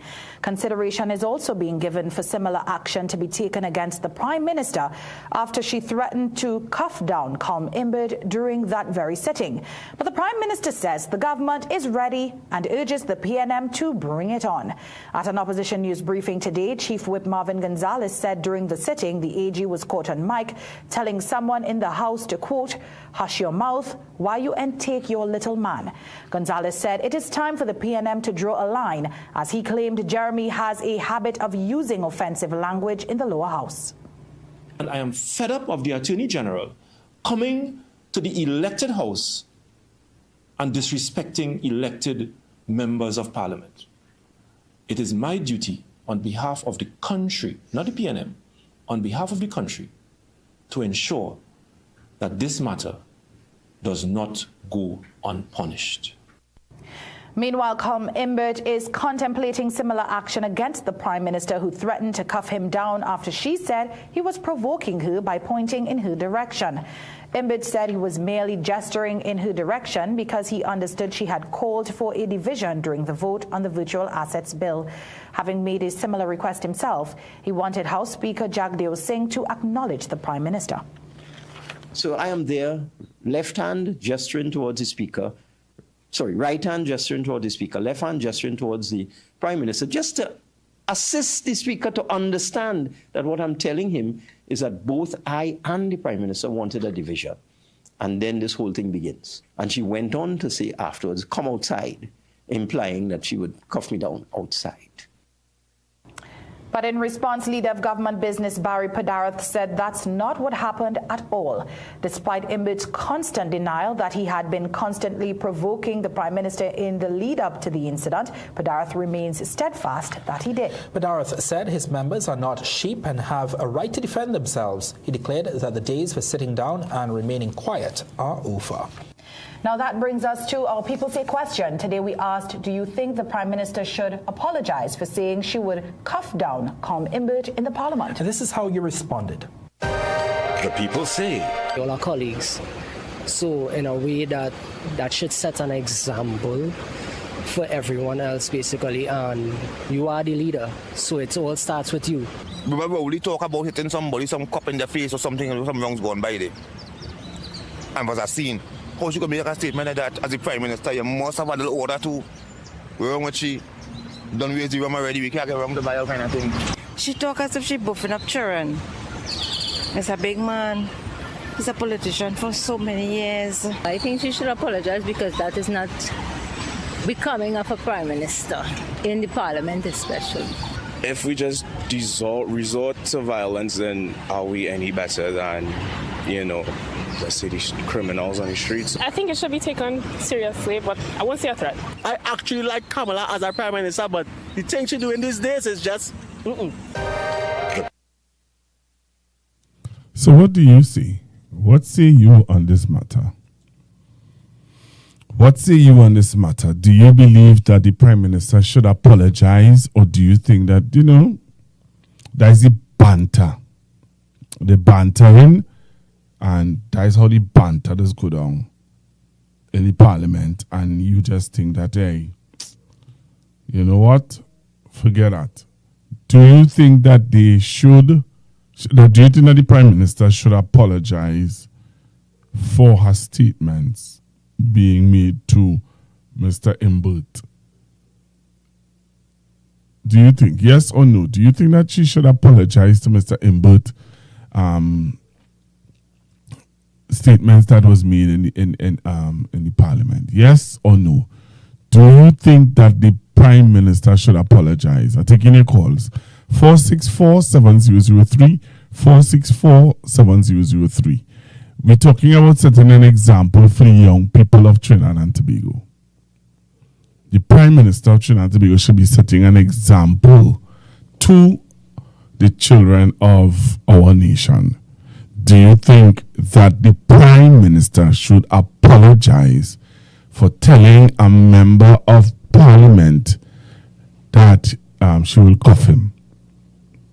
She'll cuff him down or cuff him or whatever. You think that she should, or do you think that they should just move on?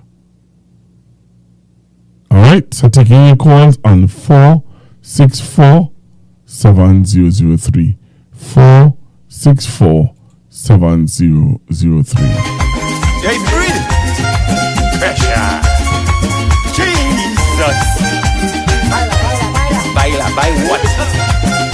Jesus.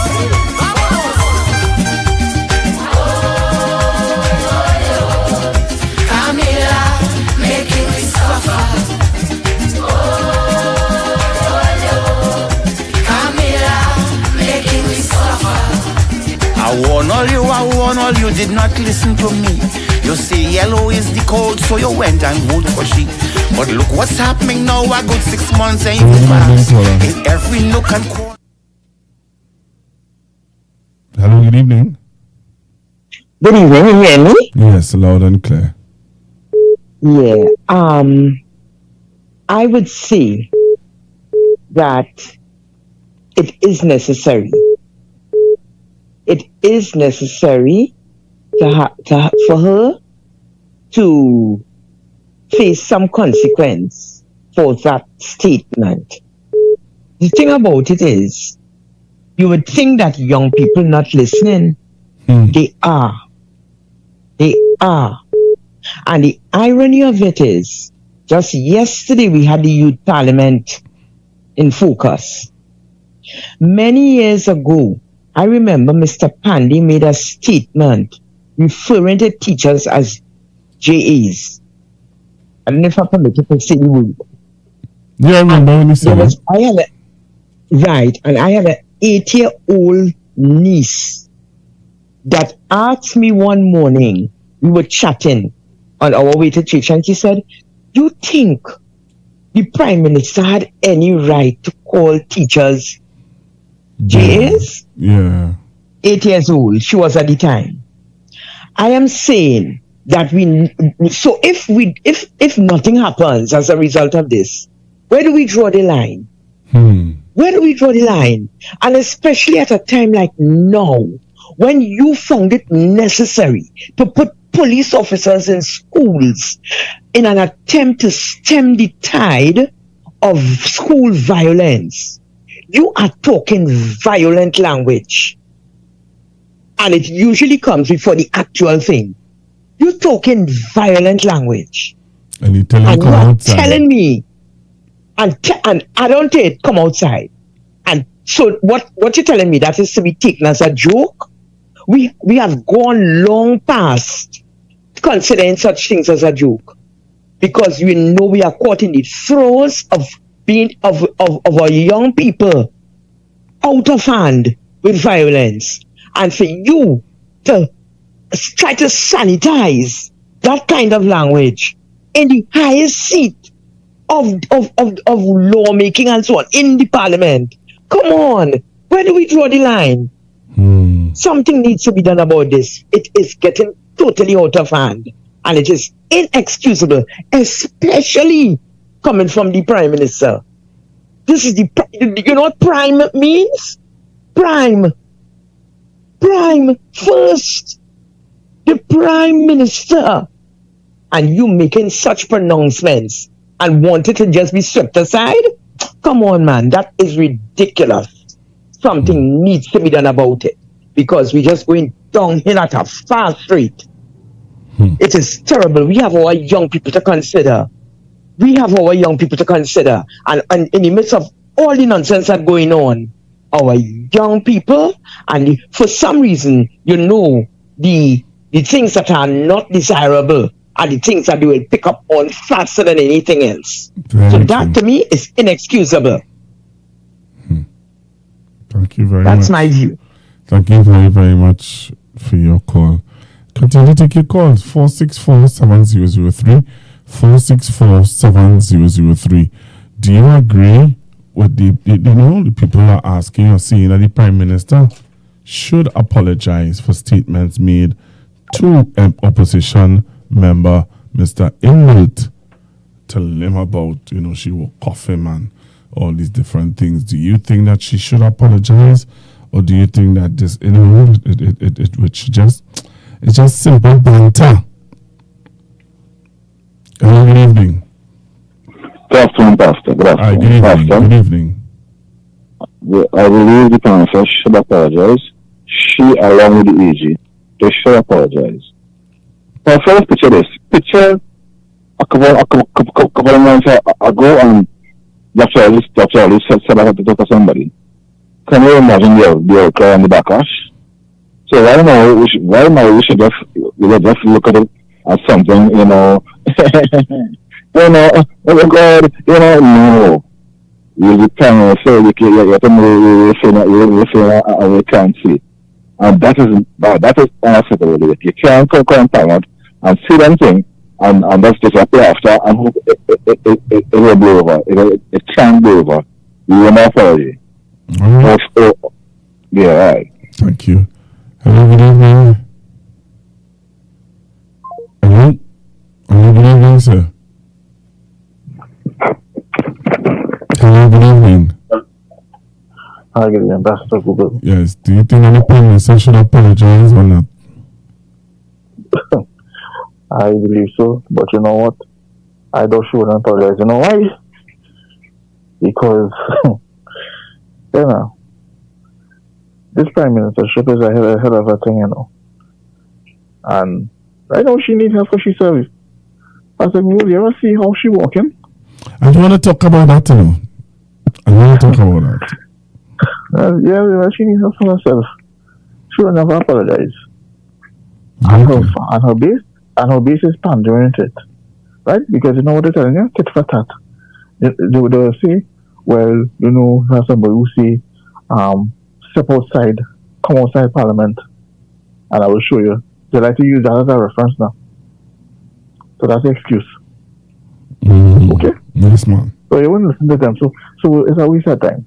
By the way, I sent you a video concerning, maybe something to look at is half an hour video. Oh, okay. Boy, possible MAGA thing. All right. MAGA's in the air, and I cannot trust celebrities ever again. All right. Thank you very much. Hello, good evening. Good evening, Pastor. How you doing? I'm okay, sir.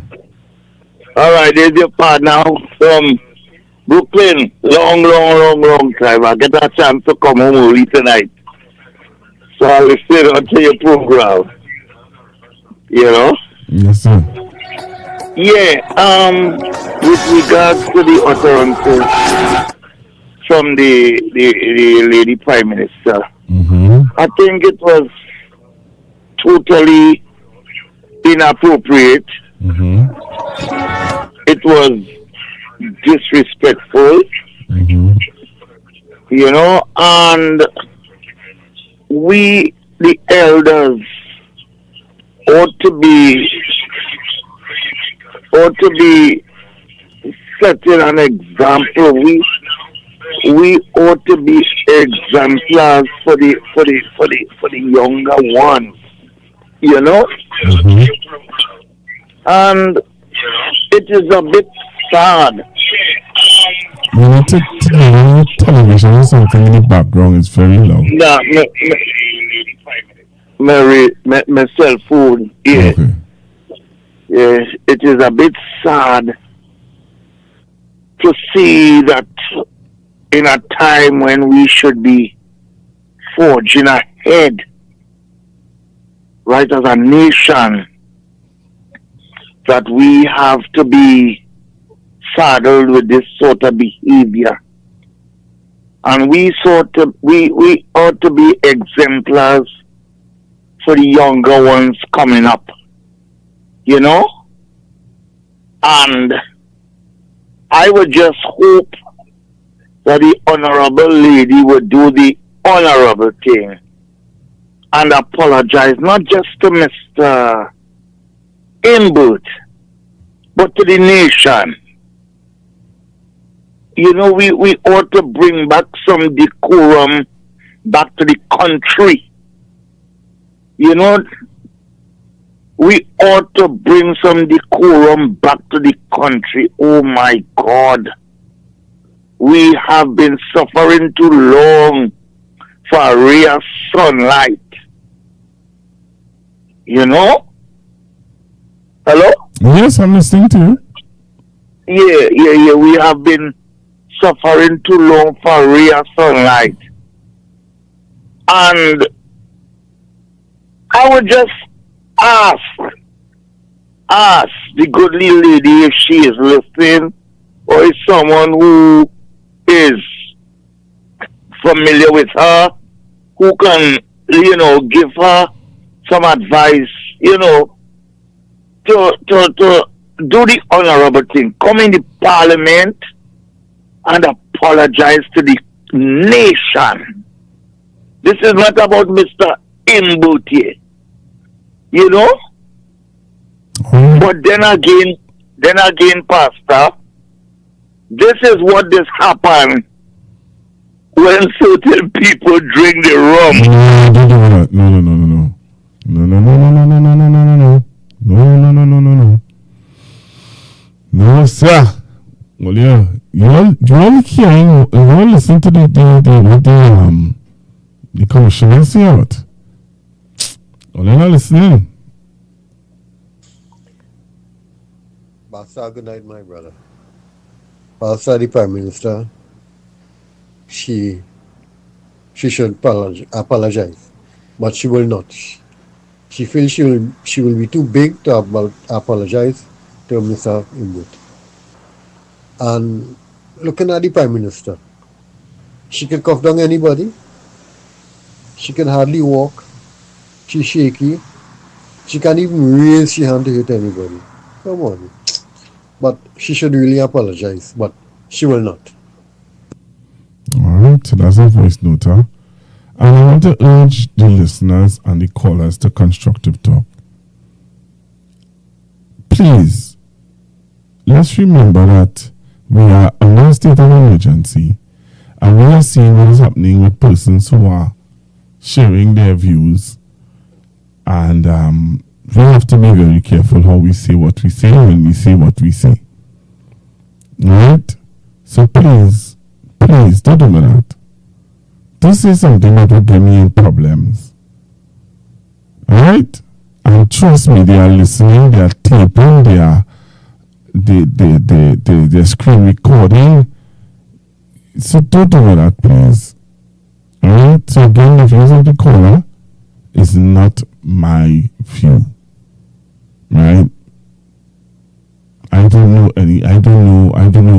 that. Alright, so you have shared your view about the Prime Minister, and you think that she should apologize to Mr. Imbut. Let's take this call. Hi, good evening. Hey, pleasant good night, Pastor. Hi, good evening. I think it's going to be a difficulty for the Prime Minister to apologize. I don't think she will apologize, right? They are definitely make it clear that they're not apologizing to nobody. So even if Mr. Imbut goes ahead and puts his the account to the Privileges Committee, right? That's the only time we might see where she might be forcefully have to come out and say something. But to say to openly in gesture, in good faith or anything, to apologize to the parliament, she wouldn't do that. Do you think that if the country, if the citizens demand an apology from her, you think she will do it? No, because I believe she will more listen to her supporters, right? The ones who there's extol her, who does worship her, she will more listen to them, right? I observed something over the weekend in even the language that Barry Padrat used, where he said that Mr. Imbert politically molested Mrs. Prasad. That was a very wrong phrasing, and that was used sinisterly, out of context. Because to say somebody was politically molested, you were inferring that there was bodily harm to a female person, right? So that's something that's causing action, right? One thing in the opposition's press conference today with Mr. Imbert, and I hope everybody took, notice, but it was called last minute, so not everybody was on viewership today, right? Why you say it was called last minute? Well, I learned of the press conference from the news last night. Well, I was not aware. Yeah, last night on the news, but I played the clip last night when they were talking about I can't remember exactly what it was, but I played the clip last night, and the young lady or the young man would have said that the opposition is keep holding a press conference tomorrow and they're going to clear up what was said in the parliament. Okay, well, not a lot of people were aware of that information because I was scrolling on the social media and the YouTube page, and people were not aware. Even I myself was caught off guard. So it could have a pros, it could have a cons on that, right? But what I was trying to say before was that Mr. Imbert was saying 3 hours prior, the Prime Minister was not in the Parliament, Now, this is a sort of daily observation, right? I mean, we're not having Parliament in a successive, timing. But if you observe, our Prime Minister hangs around the Parliament, but not in the chamber. She only comes out when needed. So she's actually docking the chamber itself. So it's understandable. So think about it. You're coming out in a late manner, and when you're out there late, you have to catch up on what is happening. So I'm not making no excuse for her, but she's out of the loop. And I will explain. I could give you something today I observed too. Today, I'm not going into no discussion on it, but today the general came into the country. But I found something so strange. Also today happening, that Jerlin John, Saddam Hussein, and Sean Sobers is out in Saudi Arabia trying to sell the Blueprint Vitalization Program or project or whatever it is they call it to the Saudis. And interestingly, they are saying they are talking to somebody who owns ports. Pastor Google, last week I took in Dr. Ralph Gonzalez campaigning, and he was warning his inventions that this so-called syndicate, I'm not going to call who it is, right? But our government seems to be involved in campaigning in certain countries, right? Certain members of this government's party. So he's warning people that they have these syndicates coming to take over the ports. Now, when I heard Jerlin John they on the news tonight showing interest in our ports and these Saudis who own ports, what Dr. Ralph Gonzalez is saying, they want to privatize. Are they going to do the same thing in Trinidad here? Is that the mission? And if so, why isn't the Prime Minister not out there selling this blueprint program, which is the right person to sell the country? Not Jolene John, Saddam, and Sean Sobers. That is not their duty. You are the Prime Minister. That is what we elect you for. But today, you have to stay home because the master called and tell his people coming in, and you have to obey. That is what was taking place today. So this Prime Minister, is a puppet show right now we see it. It's a puppet show. That is as my view as a young person, as a puppet show. In the meanwhile, food prices going up, people being unemployed, we're not seeing any back pay, no jobs on the horizon, and it's just total anarchy, slowly but surely taking place. And mark my word, Mr. Brian Manning is right, Mr. Imbert is right. The government is coming back to Parliament to have what they call a verment, meaning you're taking money from one side of the account to fulfill another side of the accounts. In this country, this is the first time in the history of financial run-ins of this country we're going to experience something like that. And make no word, they are right. Mark my word, we are heading to the doors of the IMF. Pastor, thanks very much for the extended time. Thank you very much, sir. Let me say here tonight to public servants, wherever you may be, if your president succeeds in removing the PNM from office, many thousands of you will follow that by removing yourself out of your jobs. And let me tell you why.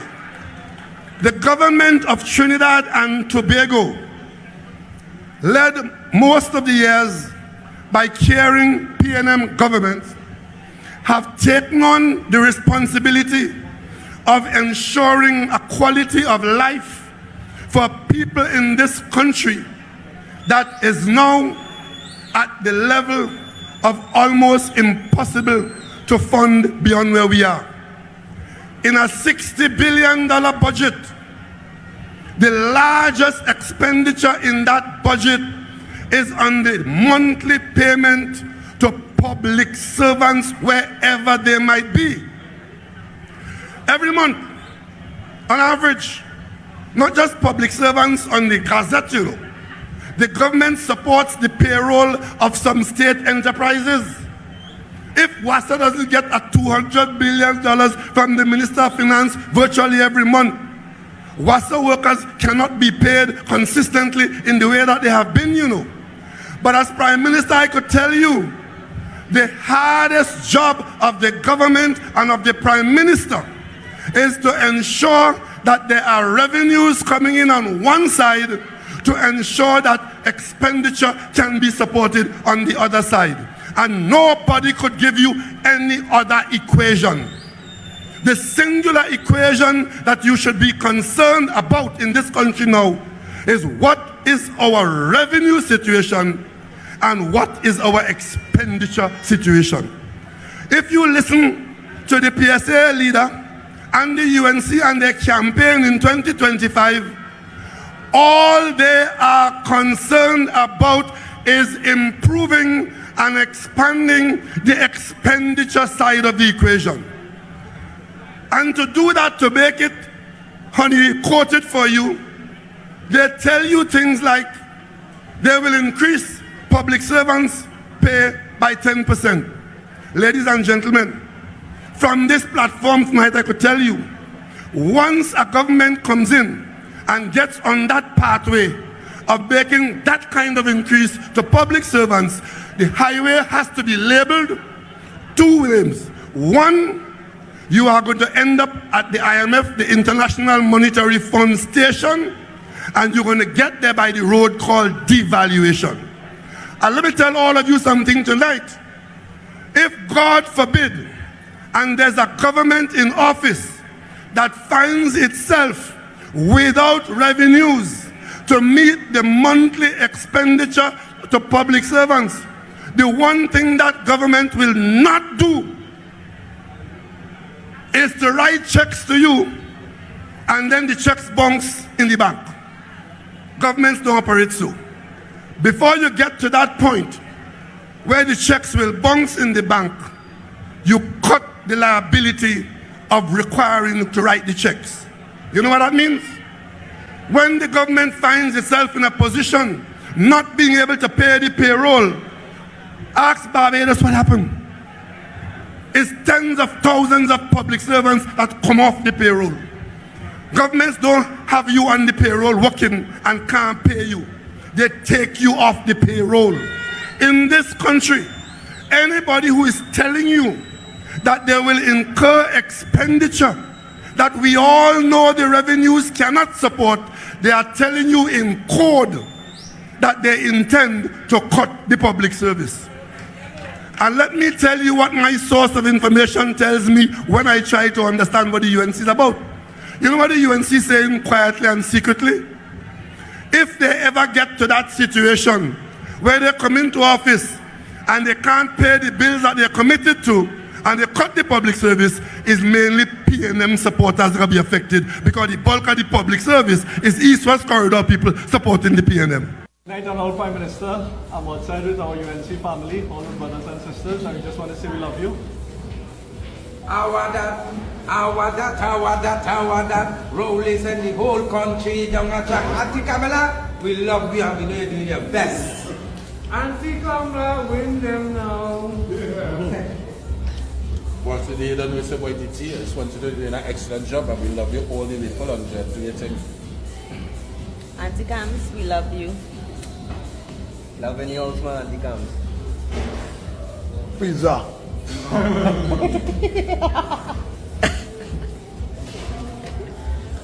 Boss, you don't know, love, yellow code. Auntie Cams, you don't know, we love you and we can't stop loving you and we'll always love you. Love in the house, mother, love in the house. Blessings. Love mother, the world, we love you. Auntie Cams, love. Mwah. Can't love. Maka. Love. Yellow is the quota. Boss, love you. Top of the news tonight, Prime Minister Kamla Persad-Bissessar is hailing talks with U.S. Joint Chiefs Chairman General Dan Kane as excellent, while the general is stressing cooperation on regional security. But the timing of the visit, coming just a day after Washington branded Venezuela's President Nicolas Maduro a terrorist, has sparked concern, with the opposition warning that secrecy around the meeting is fueling speculation and unease. Shane Superville reports. It's the first official visit of a high-ranking U.S. military official. Chairman of the U.S. Joint Chiefs of Staff General Dan Kane landed at the Piarco International Airport on board a United States Air Force aircraft just after 9 a.m. on Tuesday. He was then escorted by police to the diplomatic center, arriving at around 11:30 a.m. to meet Prime Minister Kamla Persad-Bissessar and several members of her government. After just over an hour there, General Kane and his security escort were seen leaving the compound. While specific details of the meeting have not been disclosed, according to a statement from the Joint Chiefs of Staff website, General Kane and the Prime Minister shared views on challenges affecting the Caribbean, as he highlighted the importance of cooperation with the United States in promoting regional security. On X, formerly known as Twitter, Prime Minister Persad-Bissessar described the meeting as excellent, adding that both nations continue to share strong and enduring partnerships. But the timing of the meeting has raised concerns, especially as General Kane is responsible for providing advice on matters of war and national security, and it comes 24 hours after the U.S.'s designation of Venezuelan President Nicolas Maduro as a member of a terrorist organization. U.S. administration officials have been making the case that the designation, one of the State Department's most serious counterterrorism tools, will give the U.S. expanded military options for striking inside Venezuela. This visit, the U.S. is telegraphing to the Venezuelan authority that the U.S. mean in no uncertain terms to act positively against Venezuela in the near future. If this visit was about law enforcement and crime reduction, could have sent the DEA, the Department of Homeland Security, Former National Security Minister Marvin Gonzalez urged the Prime Minister to explain the nature of Tuesday's meeting, noting that in the absence of official messaging, misinformation and panic were bound to spread. The bloggers and the social media commentators will get information wherever it is, and they will speak to the people of Trinidad and Tobago when there is a vacuum of information. General Kane's visit ended not only with high-level talks, but also with a taste of Trinidad and Tobago's local cuisine, doubles, before his departure. Efforts to contact Homeland Security Minister Roger Alexander and Defense Minister Wayne Sturge on what transpired in the meeting were unsuccessful. Shane Superville, CNC3 News.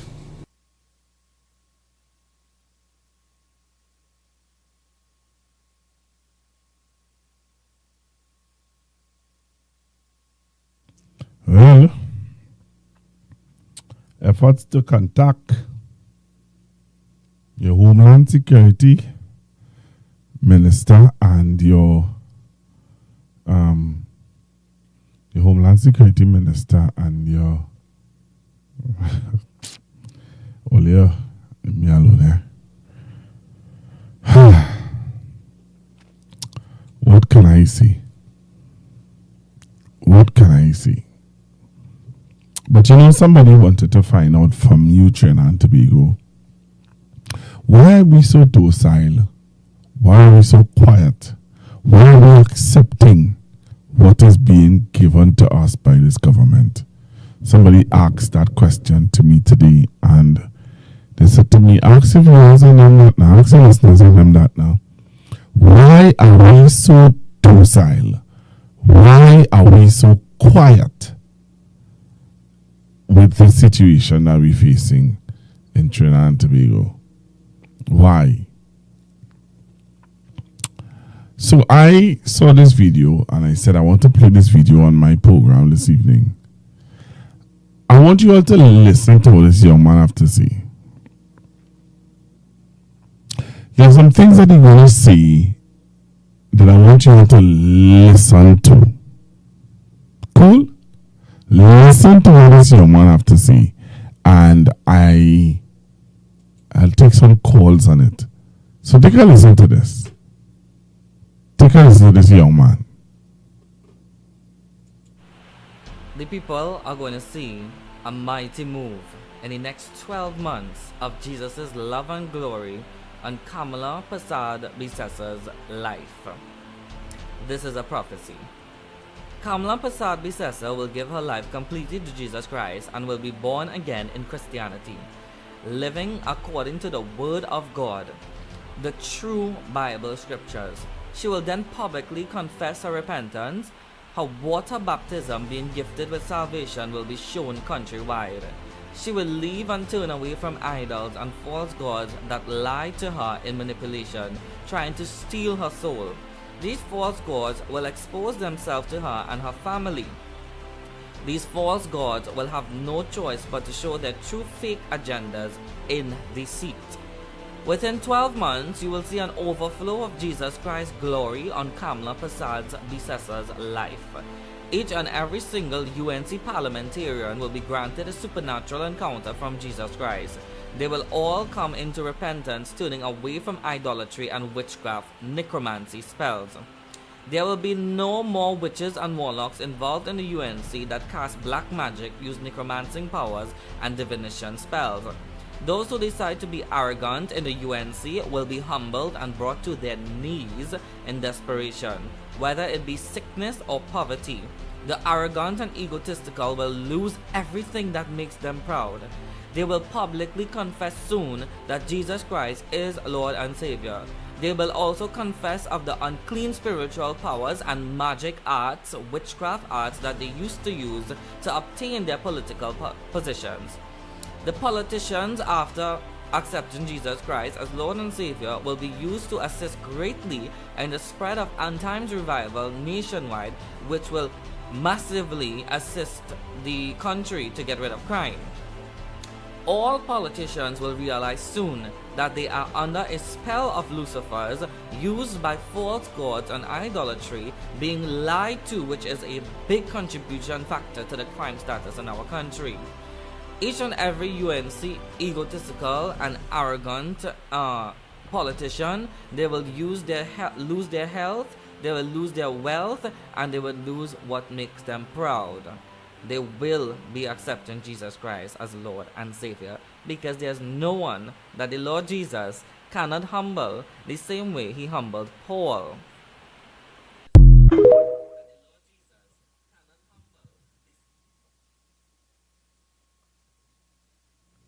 What say you, boy? What say you, Trinidad and Tobago? You hear what the man talk about spell? Only hear what the man say? You only hear what the man say? Spell, you know. The man come and tell we, the man saying that we under a spell. The man make some statements there. I ain't going into the semantics of the whatever, but he talked about the spell. He said that Trinidad and Tobago, the politicians, or whatever, they will go and look you up for saying that they use witchcraft and they have the nation under a spell. You think they will lock you up? Well, let me take some calls now. 464-7003. Was somebody saying he love Kamala Ali at the UNC? Somebody say he's at UNC. Somebody say who he got that message from. I don't know. Somebody said, so true. He is right. Okay, somebody said that he is right. What say you? What say you? What do you think? Do you think that he's right? You think he's right? Or you think that, you think when he's talking about this spell and thing, he right? Call me now. 464-7003. I'm taking your call. Hello, good evening. Hello, good evening. Hi, good evening. Good evening. The New York caller here.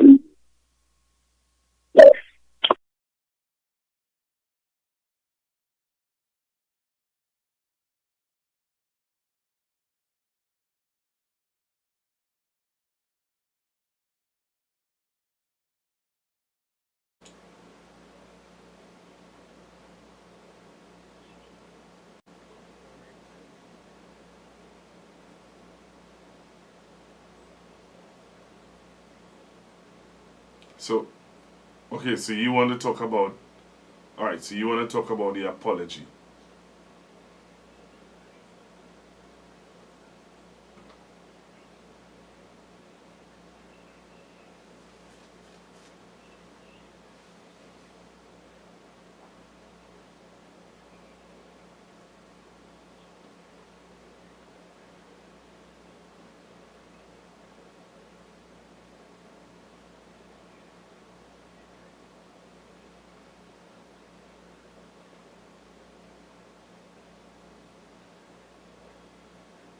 So you think that, so what are you saying is that we should just accept, because she's following Donald Trump, you think that we should just accept?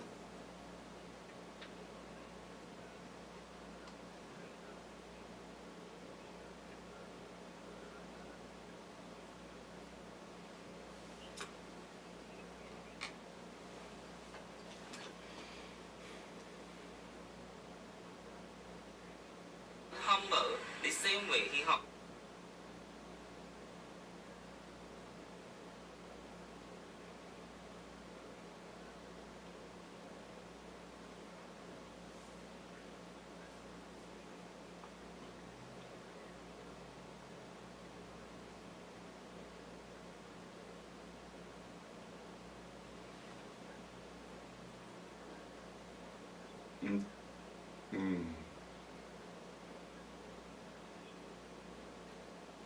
All right.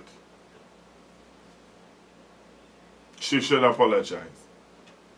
Okay. Thank you very much. Thank you.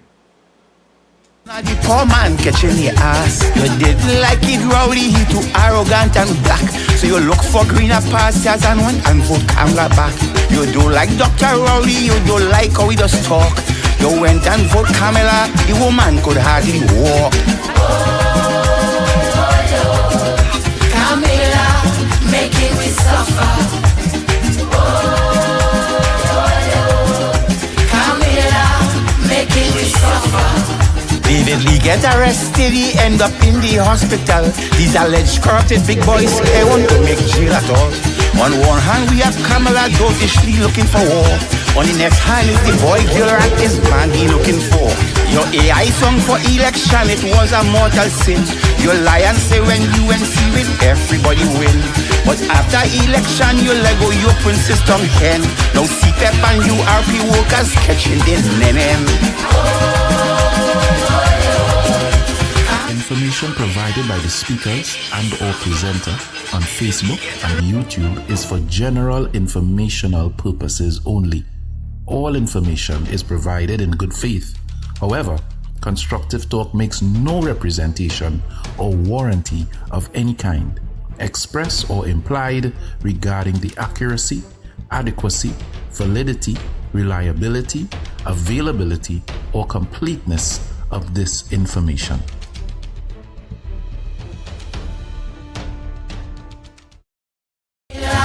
Making me suffer. Camilla, making me suffer. Them little bandits does engage the soldiers and police, but Kamala gone down Venezuela disrupted the peace. If Venezuela sneeze, we whole army go start to run. We can't fight Venezuela with we set a little caps gun. This little girl in parliament just keep calling my name, but tell her in Kaiso I'm already in the Hall of Fame. God forbid if I do the things that she want me to do. I'm warning you, your receptacle going to split in two. Camilla, making me suffer. Camilla, making me suffer. This Christmas time coming, things go be a little lean. You can't buy punching rum, so you can't make punch a cream. But all them have their big money inside the vault, while poor man have to drink super gasoline and suck salt. Camilla, making me suffer. Camilla, making me suffer. Camilla, making me suffer. Camilla, making me suffer.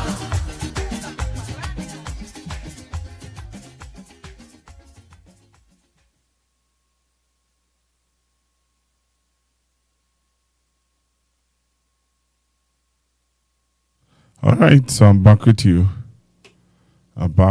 Taking your calls on 464-7003, 464-7003. I'm taking your calls right here on Constructive Talk. Hello, good evening. Hi, good evening, Pastor Google. Yes, sir. Yeah, I believe this country under a spell, right? Because all the voices on them who was bad talking the previous regime, I don't know, some of them have crawled back in the holes, and I heard some of them. So I don't know. You know? What are some of the voices you're talking about? Well, you already tell me already that some of the pastors that who you speak with, they pray for this government, right? No, but you're talking about, but when you said just now, you talk about some of the main voices. So that's I'm asking you, who exactly are you talking about? Well, I'm talking about, I'll give you an example. There was this organization who just talk about the corruption level. Transparency is Transparency International. There's an international group. I think they would they different. That's an international group. It's Transparency International. But go ahead. Who again you're looking at that you're not hearing from? Well, Okay, well, you're telling me And that they are 7 months into governance. So Transparency International has the budget just read in October, November. We know in November, going into December. So the Transparency International can't talk about no corruption just yet. But go ahead. Okay. Any of the Aboud family came out in defense of Mr. Aboud visa license being removed? But that's America and him, you know. That's not his government. That's America and him has to deal with that. The American government said that it's not a right to have an American visa, you know. It's not your right to have it. But that situation is between him and America. That has nothing to do with the government. But go ahead. Okay, because I tell myself, you know, he's part of a big family, so if you touch one, I'll touch all. So, well, they can't do nothing. Even if they come out and say something, America can take all of them visa. We feel they could come out and say, well, hey, we are the 1%. We are the richest people in this country. So you can't touch with brother visa. No. They'll take all of them visa. So let me hear you know. What about to think it's like this guy who used to be the MP for Shogunas West, Pasadi Mahasaba, he came out on the PNM pulpit with Anita Haynes. All of them suddenly quiet. But I don't understand what you're saying, you know. Now I'm trying to talk with you because I'm trying to understand where you're going with it. So, Mr. Ramboli, I believe Mr. Ramboli and they are, remember, they were UNC, you know. And they did not believe that Ms. Bissessa would have won the election. She won the election now. They are now watching to see what exactly was going to take place. There are some people not running out because they believe that, hey, it's only 7 months. Let me see what they will do. They got a budget now. Let us see what they will do. It's not like people like me and you who just don't like UNC and just will come out and just talk. No, there are some people who are watching. They are watching. Well, that is problem possible because I remember when Dr. Rowley came into office, first 6 months, people saying that his government would collapse. So I just observing that not the difference. And that's what I'm saying. Okay? That is my observation. That when Dr. Rowley, what? When Dr. Rowley came into office 2015, right? People were very skeptical of him. And they didn't think that his government would collapse within 6 months. I don't know if you remember all those statements that people were saying about that. Yeah, but while I hear you, you see, you're trying to see that the same way how they were critical of Dr. Rowley, they should be critical of this government. I'm trying to understand your reasoning where that is concerned. Because at the end of the day, these people never said that they were independent. These people never come out and tell you that they were balanced. So I'm trying to understand your reasoning in that the same way that they would have said things about Dr. Rowley, you expect them now to come and say the same thing for Ms. Bissessa because why? Because they say it for Dr. Rowley. So they should say the same thing now for Ms. Bissessa. But in all honesty, they never told you that they were independent. They never told you that they were, you know, and some of the people again who you're asking to respond or to reply to Dr. To come out and say something about Ms. Bissessa. Anita Haynes, from what I understand, Ms. Haynes is now a family woman, right? 1, 2, you know, she getting her life in a gear. She step aside from the politics to get her life in a gear. Anita and I, we converse and you know, and really and truly, Anita, she just get married. Okay. Say, was she to run out forget she husband, she just get married to he, run out and forget about he, and come on, she had your family to see about first. So I guess all those so-called political pundits and them who was critical of the previous government now, where are they now? I'm still trying to understand that point you're making. Those people told you that they were independent? Well, all the news reporters go to them. No, Like that the doesn't mean that General not because news reporters go to them mean that they're independent. Oh, I see. So at this point in time, no, but I keep you on the line for a reason, you know, because it's not about honky dory. Let's be real. They asked Karen Nunes Teixeira,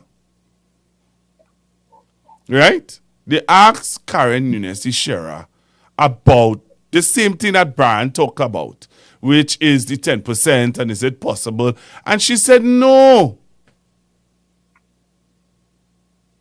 Clyde, the man who was in charge of PSA said that that is impossible. Those people were critical of Dr. Rowley too.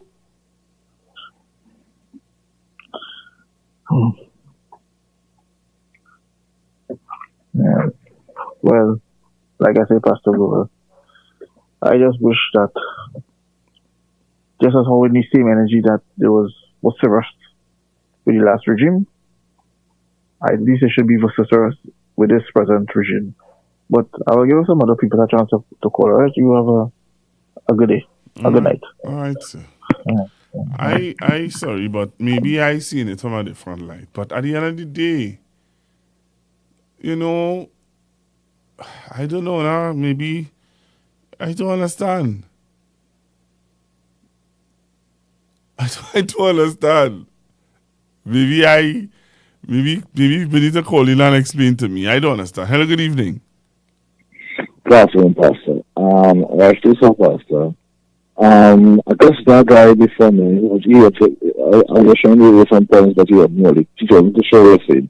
And he's trying to, really trying to put up journalists, like, here, people like Douglas Mendes, Martin Daly, Martin Daly was no to say that. But Pastor. Yeah, but Martin Daly, I remember Martin Daly making statements the other day. I played it here. Yeah, I know. You don't hear much before, but what I said, what I first you said, these people never come not until they're independent. No. So, if people expect these people to come on a frequent basis and make comments, that's not going to happen because rightfully so. You know, rightfully so. The problem is that they never come on and say they're independent. One and two, they never really form the more or less political allegiance. So if people expect these people to come on and be antagonistic or reverse as they were with when people went in power, that's not going to happen. All right, let's take our next call. Hello, good evening. Good night, Pastor Google. Good evening, sir. I wanted to make some points based on a few observations that I've made over the last few days. I'll be very short. Today, as you know, there was a media conference by the PNM. Okay. To begin with, it appeared as though a lot of people were not aware that this media conference was taking place. And I'm just asking whether or not the communication could be improved so that we know when this is coming on. Notwithstanding that, there was I would say, a better than average attendance. There were 1.3 thousand or 1,300 people connected on YouTube. There may be other platforms, but clearly people were tuned in. Towards the end of the media conference, a journalist or someone representing a newspaper asked Simon de Nobrega, what is your position with Camille Regis Robinson? A valid question in my view, right? So far, we have not heard something, at least I may have missed it, but there has not been an official communication as to what is the status as it relates to Camille Regis Robinson. In fact, Simon de Nobrega's answer was, I don't know what's happening. And then when the person asked him a second question, so who is taking care of her constituencies? I can't answer that really. No, I'm not sure. Now, I find for a party in opposition, that is a terrible answer. Especially from Simon de Nobrega, who at one time had some aspect of communication portfolio when he was in the previous administration, well, in the PNM administration. That is a terrible answer. And I believe, and I know you're not going to like what I'm going to say, Pastor Google, but I believe the political leader of the PNM should make a statement on Camille Regis Robinson. I think it is necessary to do that. Right? So that was the first point I wanted to make. The second point I wanted to make is that there has been many statements about the Honorable Prime Minister not attending Parliament. I think as a strategy, what the PNM should do is designate someone to record when she's there and when she's not there. And every opposition or media conference, which takes place once a week, I would calmly say what the facts are. I'm not, sometimes they probably not want to do it every week, maybe every other week. But she has to understand that people are observing her comings and goings, and more importantly, it will stick. It might not stick now because of her popularity, but it will stick. Eventually, it will stick, especially if it is as bad as we see it now. So I am saying that is a strategy that the PNM should use. Okay? The other thing is this. One of the other strategies I think the PNM should use, and I don't know who is doing the planning, but we should probably adopt a Mamdani approach. By that I mean the PNM should be looking at affordability as it relates to Trinidad. Let's get out in some of the groceries, big, medium, small. Let's keep our eyes on prices and let's report to the population that the prices are either going up or they are going down. Because ultimately, the whole question is affordability. And I am fairly certain some of the things that the UNC has put in the budget, for example, will increase the cost of living and prices will go up. And I'm feeling it's just a matter of time before people begin to understand. If they have not, they have already understood it, but there are some who still want to give the government an opportunity, to prove themselves. But the PNM has to keep on hammering home the question of affordability. Okay? And the final point I want to make is in connection with, and this may sound a bit radical, but I think it is necessary. Every quite too often in Parliament, we are hearing that the Speaker is not allowing certain questions to be asked. And unless I am mistaken, my understanding is as well, is he gives no reason why questions will not be allowed to be asked. I think we need to put our foot down on that, meaning the PNM has to take a position on that. And then, and I'll say what the position is shortly, and then when we ask questions of a national security perspective, we are being told 27.1b, which is invoked mainly by Minister Sturge. I am saying what the PNM needs to do when that happens, they need to walk out of the house and they need to get a news media conference, basically, and explain their perspective.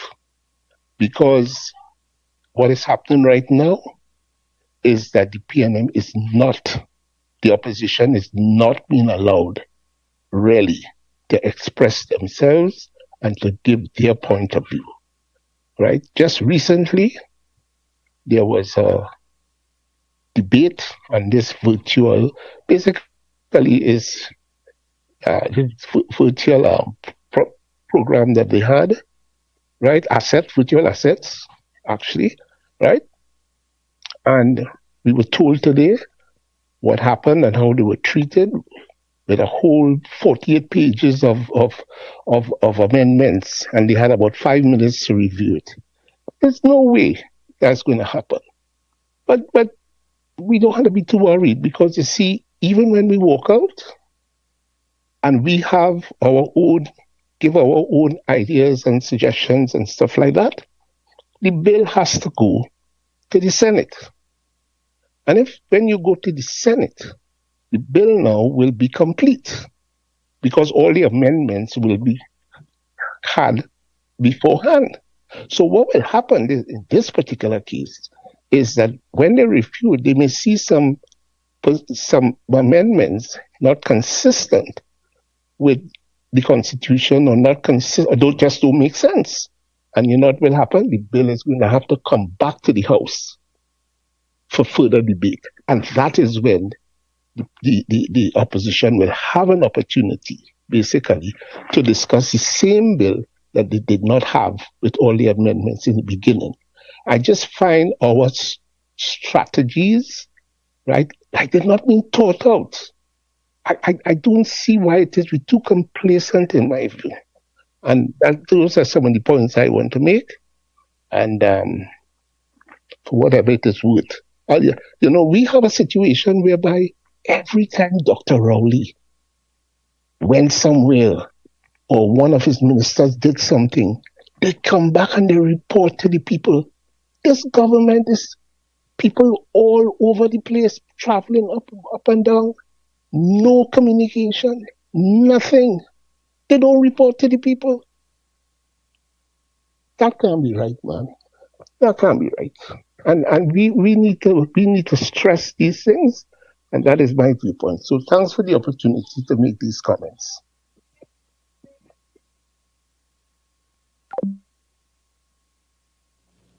All right, so we continue to take your calls for 464-7003, 464-7003.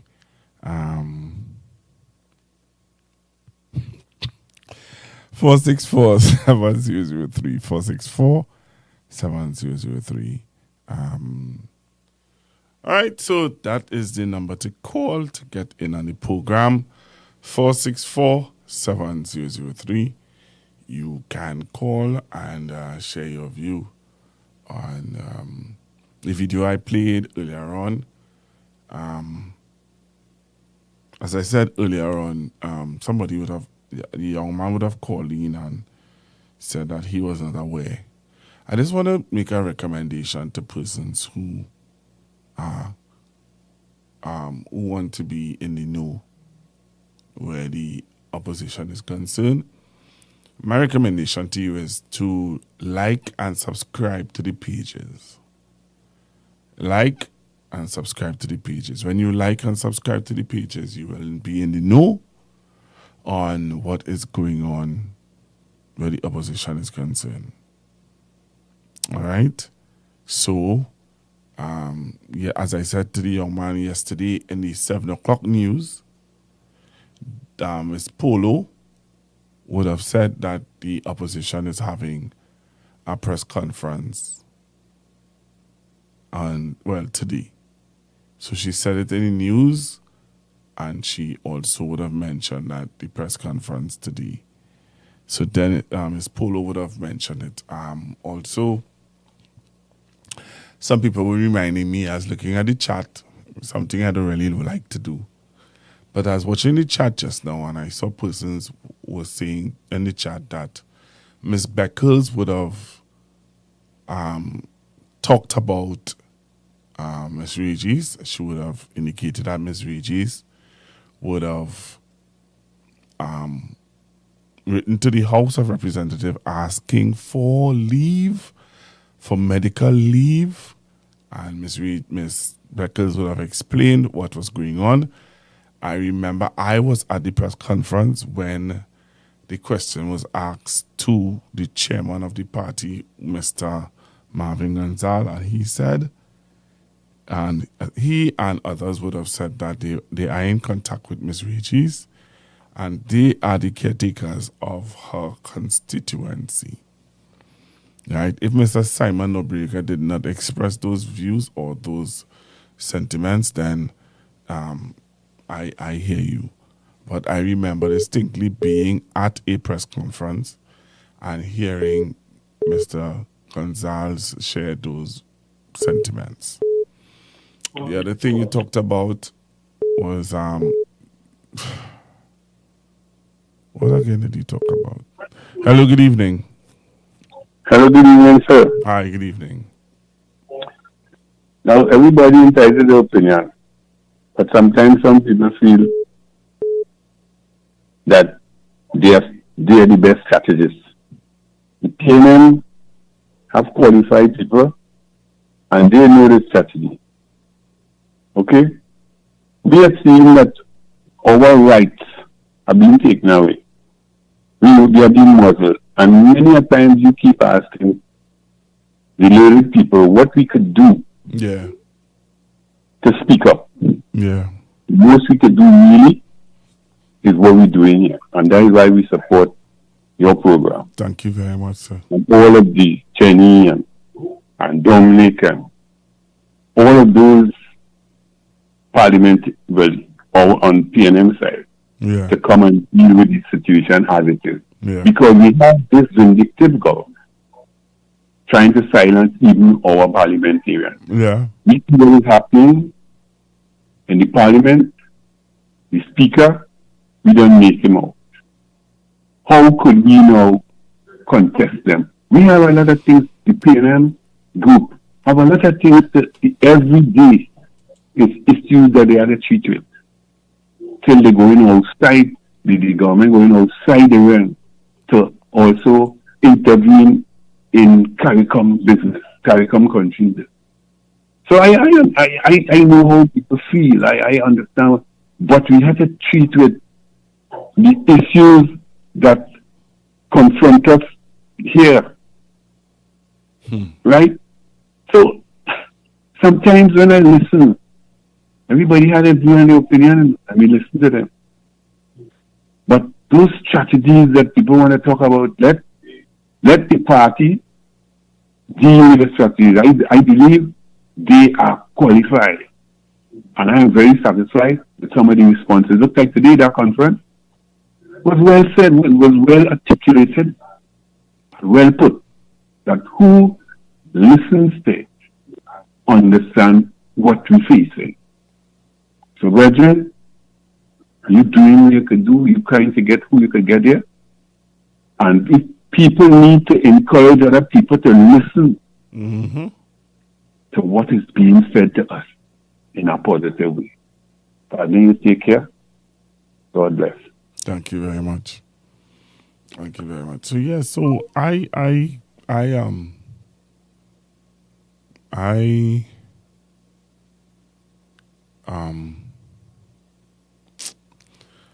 let me move on, because I tried to answer, and I be honest, really and truly, sometimes you just have to, listen and just listen.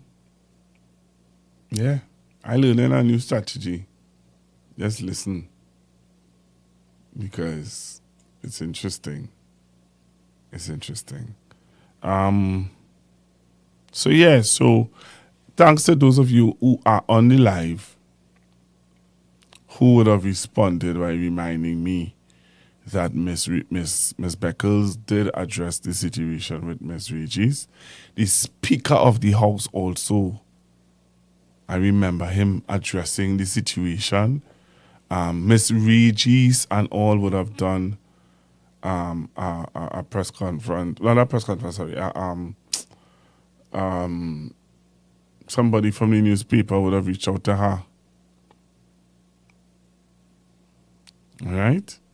So, and while I hear people saying that Simon could have used better words, yes, and maybe the question came to him unexpected. Some of us want perfect politicians. Some of us not even perfect, but we want people to respond perfect to a question. And my simple response would be, he's not a perfect person. And I will tell Simon that there are some people who are not happy with the response that you give where Ms. Regis is concerned. I will tell Simon that. But the response of some people like, we catch him. Oh, this is sounding good. Yeah, it didn't sound good. It wasn't right. You got caught off guard, and your response wasn't one that people appreciated. So in future, next time a question like that is asked to you, Mr. Nobrega, pass it on to the chairman of the party who would have responded to it in time past. So while we may want to dong and as one of the callers rightfully said a while ago, out of all the good that was said in that press conference, all we could have pointed out was what Simon said, which was off. And as I said before, in truth and in fact, if he didn't have the proper response, he should have passed it on to the chairman of the party. Right? Somebody saying he could have said, she is well, give the people some time. So he could have said that she's well and agreed. And somebody else said that, the same person saying, and they're also asking that we give the opposition some time. So again, I hear you people, and fair enough. So we're taking your calls. I want to close off now. So if you want to call in, you can call in quickly and share your views. All right. The number to call is 464-7003.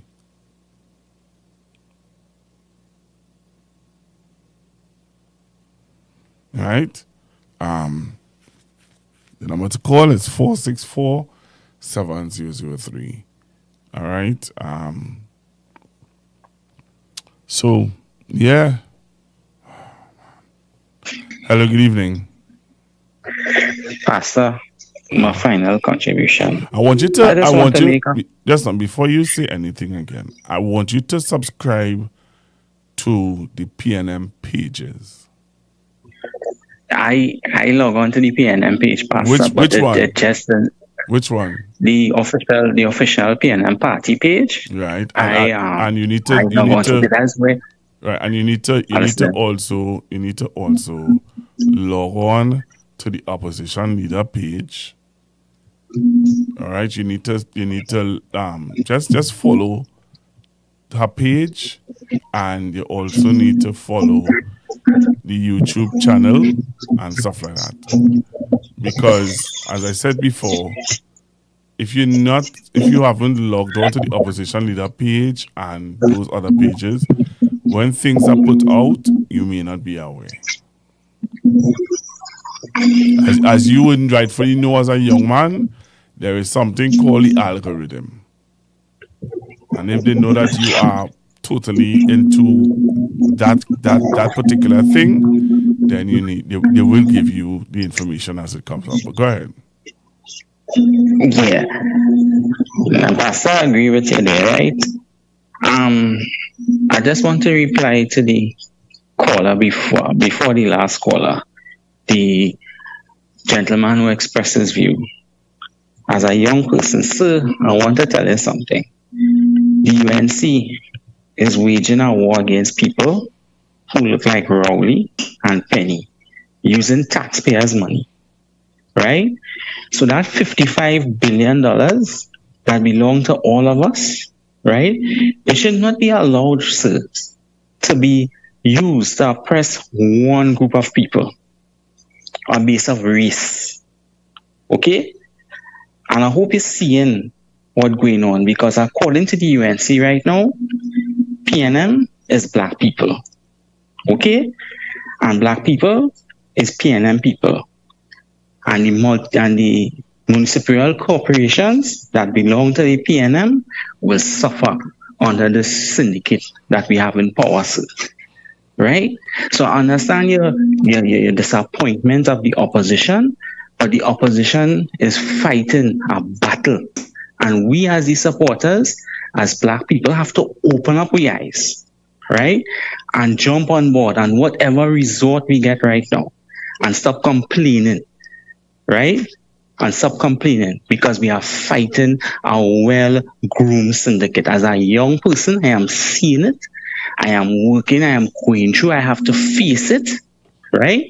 It is very difficult, right? So to come there and say the PNM did this, we came as a ruling party in government straight into opposition. And no flick of a switch and we can get all these solutions right away. Because these people sat down in 10 years in opposition and they fully well knew, as somebody rightfully told me this evening, that the Prime Minister, while in opposition, said she is going to make this country ungovernable. And that is what they are doing. So if we do, as Pastor Isaiah said earlier, before you accepted the call, you were asking, when will we wake up? And the question will always be asking, when will we wake up? I don't know if we have to eat more pizza to wake up, but when will we wake up? Thank you, Pastor, for that. Thank you very much.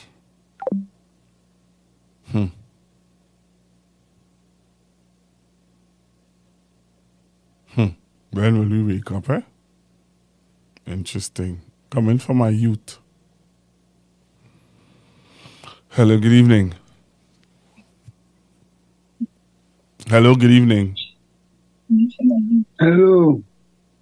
Good evening, Pastor Google. Hi, good evening. I just have to, good show.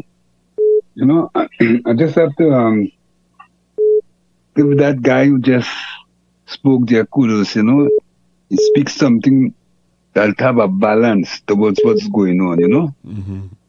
Because Iron All was kind of discrediting the opposition, which is the PNM at the moment, you know? Right. But listening to their contribution in Parliament, and the press meetings and such, you know, you have to realize that these are the only people there keeping that certain substance of truth now to the population, you know, because you know we have been fed negatives right through, right? Right. And I would like the people to understand that we are as the guy said just now, we have to give them that kind of strength. Now, no matter what, it must have glitches. Agreed? Yeah. Yeah, but we have to kind of keep that, because that's the foundation there, you know. If you really look around, you know, personally, it really have nothing else to look at. All those groups like, certain groups like, cultural groups that saying certain things. Right now, nobody not saying nothing, if you notice. You know what I mean? And the only people are here contributing towards the fight is the opposition party, which is the PLM. You know what I mean? Yeah. So, as I say, good show.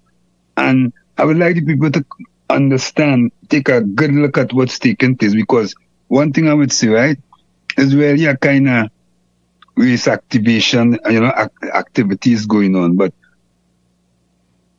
and the same as PNM is a black party, but we who understand the PNM would know, well, it is a cosmopolitan party, more dominated by Africans, but it is a cosmopolitan party, right? Yeah, so you have a good night, right? Thank you very okay, much. Then. Okay. All right. Interesting.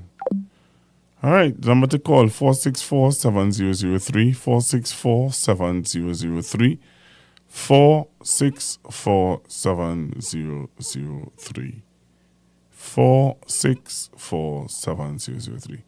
So that's the number to call. And you know what? I'm not responding to any keyboard banter. You see the keyboard warriors who just believe that they can say whatever they want by typing it and expecting people to respond. I'm not going to respond to any of your keyboard banters. I don't have time. I have too much to do, too much time. You have plenty of time on your hand. I don't. So the reality of it is that the opposition leader, I spoke to her on Saturday.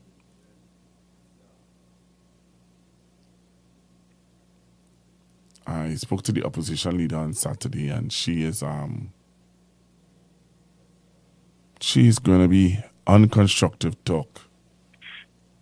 So I think I'm going to have to hello, good evening. Good evening, Pastor Google. Good evening, sir. How are you? I'm good, man. I just give that young fella a lot of kudos. A lot of kudos. Your partner from Dong Siparia? Well, he's a young caller, and I appreciate the fact that he take time out of his busy schedule to listen. Young people don't really want to hear about more politics, Yeah, it's true. It's true. And we need to hear more from him. We need to hear more of what he has to say. I think, to be brutally honest, I think I love to listen to him, to be fair. And I'm just being facetious in the sense of me making those comments that I have just made, that I love to listen to him. But I'll tell you this, we have a lot to see. We have a lot to identify with, because at the end of the day,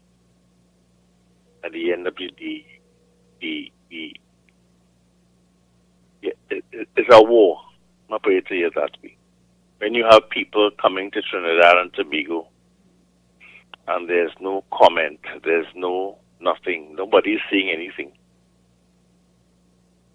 And we want to know, well, what's happening in Trinidad and Tobago. And nobody's saying anything. We just hear and we just listening. But anything can happen to us. Any and everything. And there's nothing to say. You have a prime minister not saying anything. You have a minister of defense not saying anything. You have a minister of homeland security not saying anything. But we know there are things going on. And we have to be afraid. If we are not afraid, well, then we're in trouble. And we have to understand that at the end of the day, we must be aware of what's going on.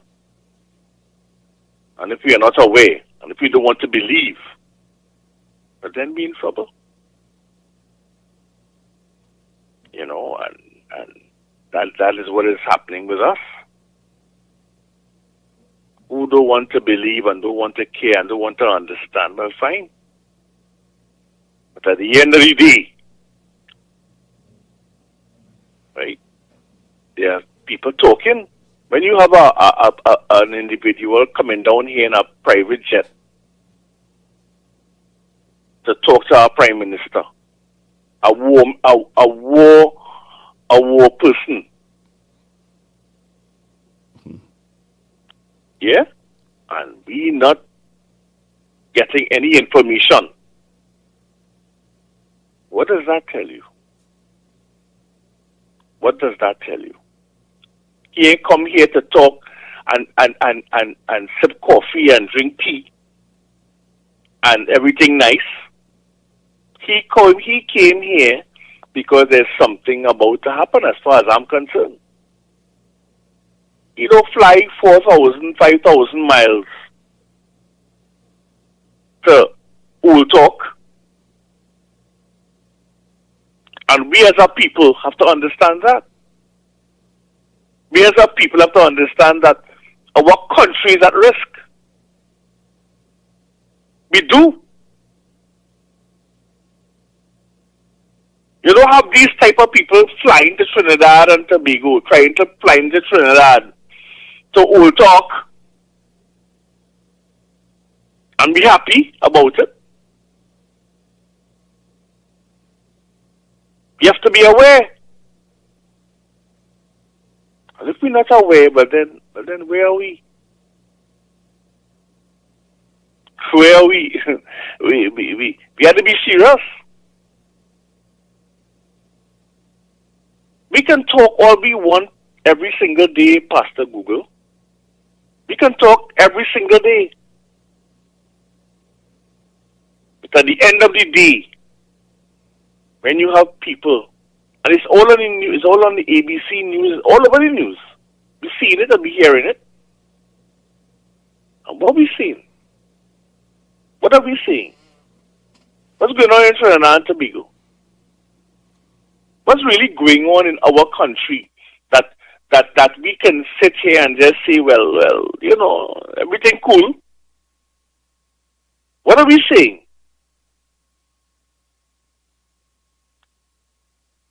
I am concerned. Maybe people are not concerned, I don't know, but I am concerned. And at the end of the day, if I am not concerned and worried, well, okay, fine. If people are not concerned, okay, good for you. But at the end of the day, Pastor Google, I must be concerned, I must be scared, I must be aware. And tomorrow will come. And what are we going to say and what are we going to do? What are we going to say and what are we going to do?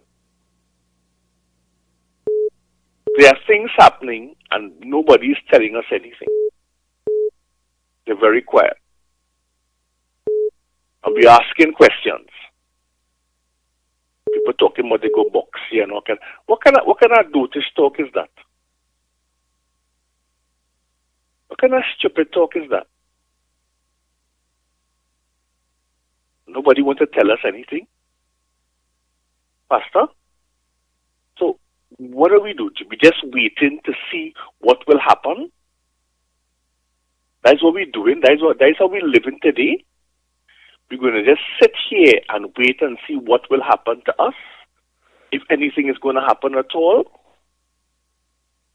That is what we're doing. We're talking every day. You come and you speak to us. You come every single day from Monday to Thursday, sometimes in between, and you speak to us. We listen to you. And that's it? Really? Okay. Cool. Well, we wait. We'll wait and see. And when something happens, what do we do? What do we do as a people? As humans? What do we do? We just move on? Okay. Well, we will see, Pastor Google. We will see. And we will wait. But I'm telling you this. I am of the view that something will happen. I hope I am wrong. But I am of this firm view that something will happen. But we will wait and see, Pastor Google. We'll wait and see. Have a good evening, my friend. All right, thank you very much. I saw someone was trying to call a while ago. If you wish to call, you can call now on 464-7003. 464-7003. I saw someone was trying to call just now. So if you wish to call in, you can do so now. All right. To the person who was trying to call a while ago, if you wish to call back, this is the opportunity to call now. 464-7003. Hello, good evening.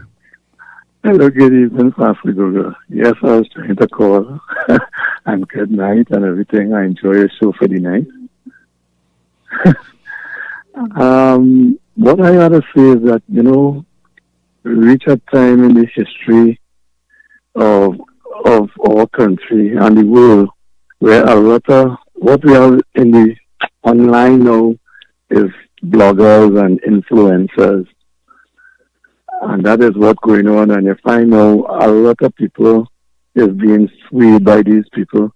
On the PNM side, I don't really think we have a lot. That kind of way. And I remember with the election, when the talk came up that we were supposed to put together a team. I remember saying, and we said that one person couldn't be just a social media person. And we had to put together a team to get information out there. So I don't know.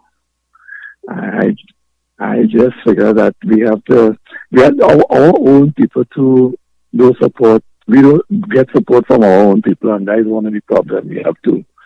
Right?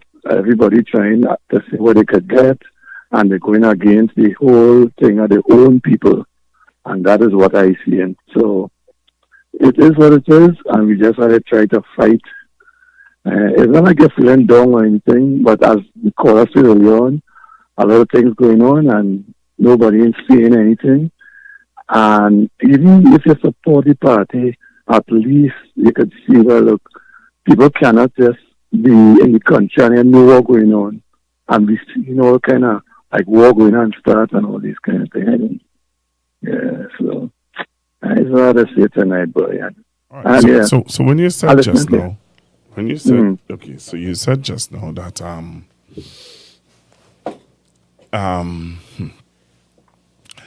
you said just now that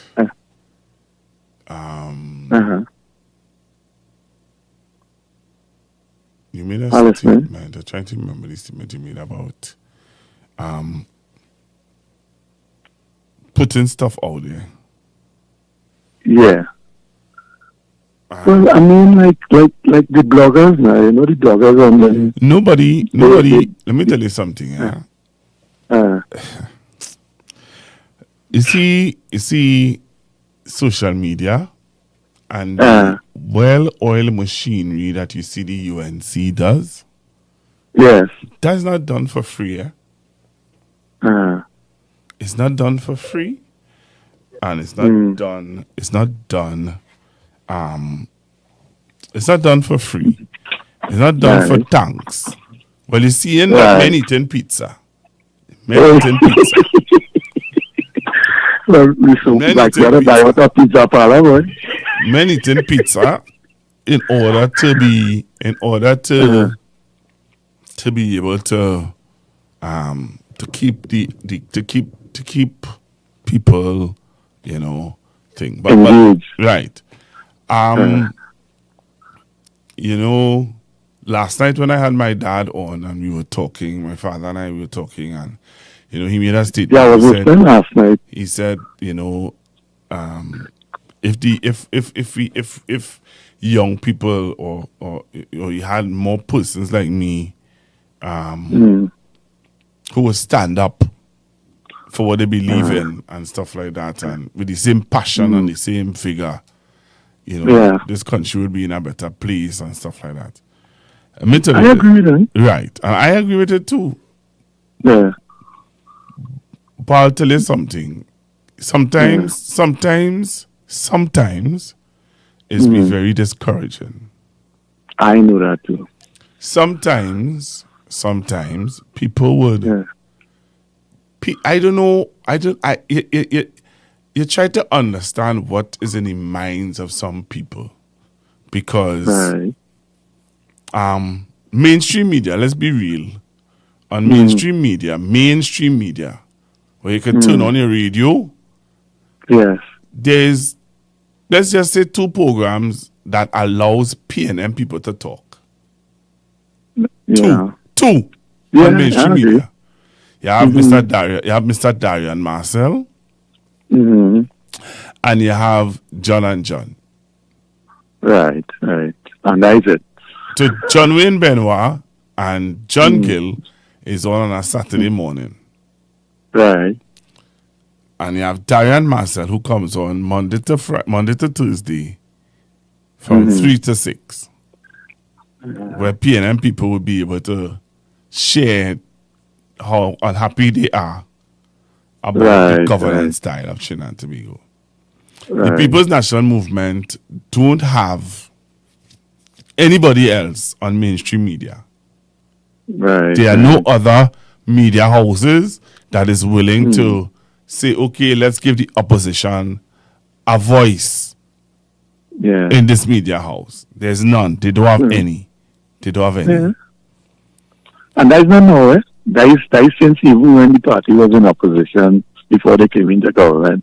No, that's not true. That's not true. Yeah, but all right. That's not true. Let me tell you why that's not true. I was on 91.9. 91.9 had Sharon Felix in the morning. Right. Aisha Wells. Juliet Davy. Myself.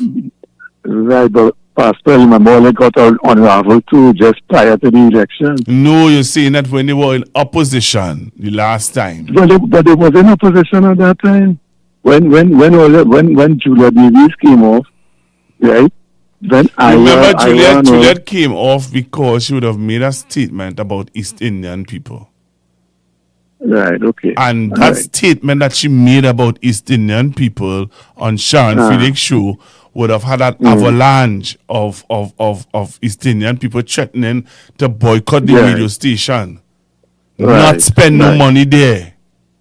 Okay. That was an issue. Right. What I'm saying is that at that point in time, you had 91. You had a little more voice, Yeah, you had a little more leeway. You had 91.9. I agree with that. Right. You had a little more voice. I agree with that. And I want you to listen to where I'm going with this. Yeah, let me hear. Where I'm going with this is that 2 mistakes the PNM made. For me. One, they should have given radio license to persons who they know. Persons who they know.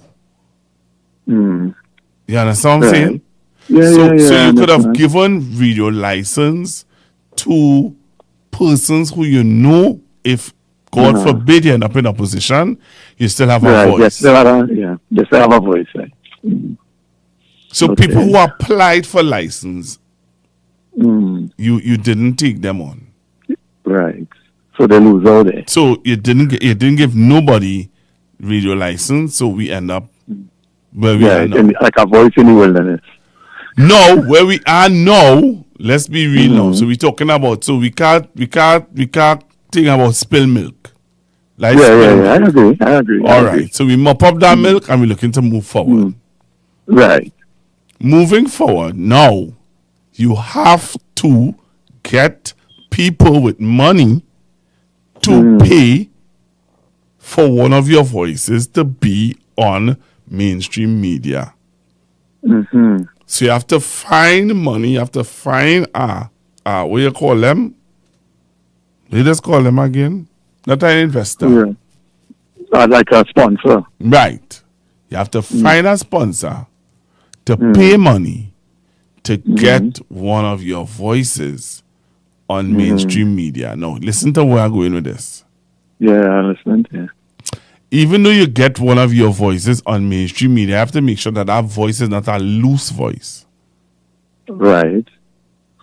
You have to make sure that that voice, and listen to what I'm going to say now, you have to make sure that that voice is respected in the sense that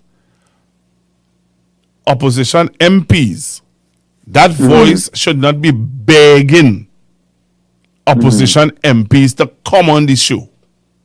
Yeah. Them should just be able to show up. They should be able to they should call them and say, hey, I need you to come to talk about X, Y, and Z. Like how you just call Mr. Manning. Right. No, I could call Mr. Manning because he's my MP. You think I could take up my phone and call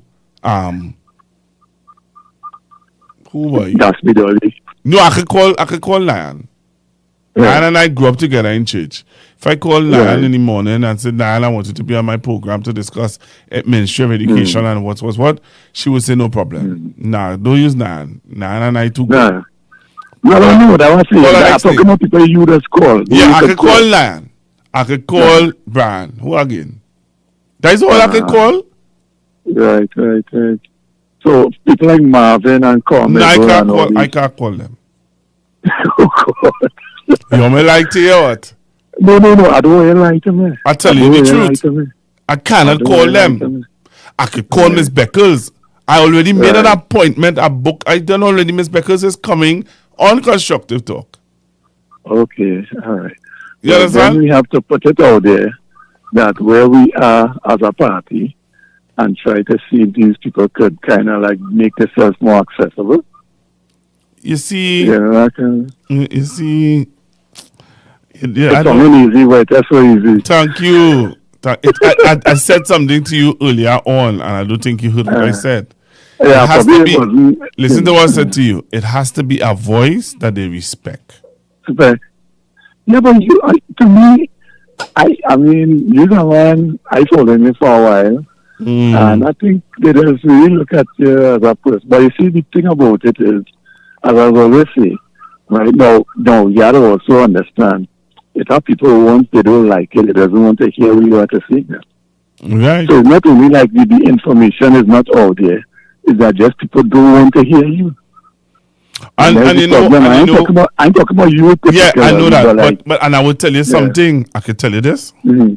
Yeah. Be talking. I know how other persons want to call in, but I just like to talk to you because you're not arrogant and condescending and trying to make no.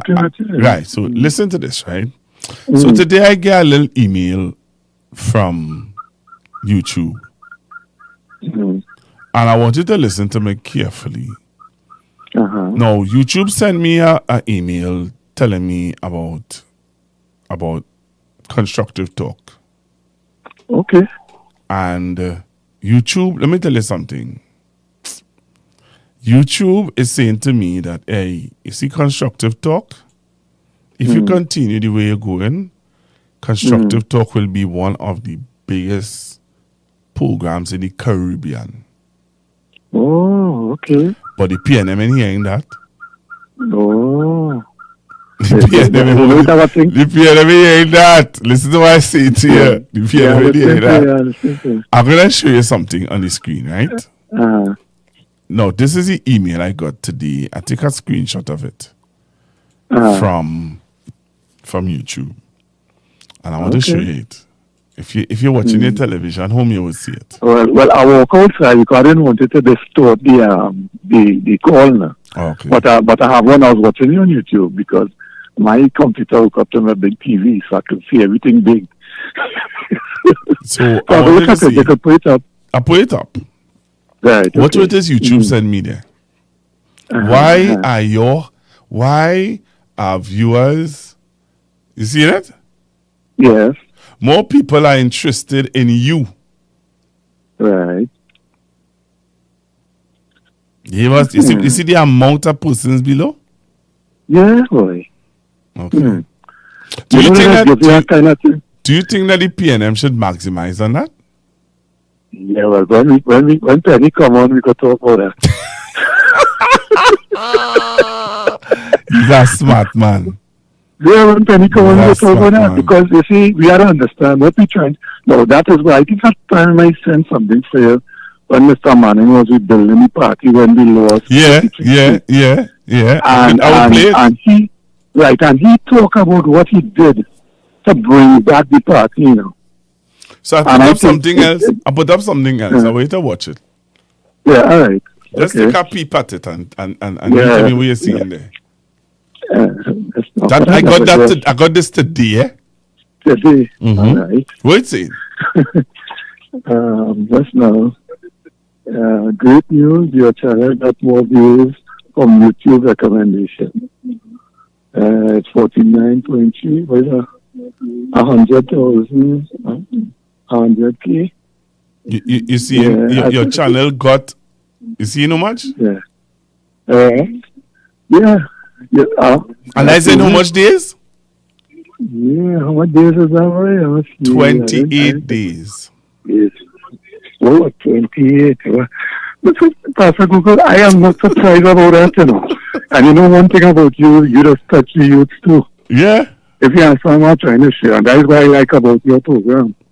Yeah, and the youth now is who we have to really try to reach out. So yeah, we have to reach the hardcore people too, but the youth is what is the future of the party. So, and that's what you just do. So you bring them on, and I always believe in interacting with you.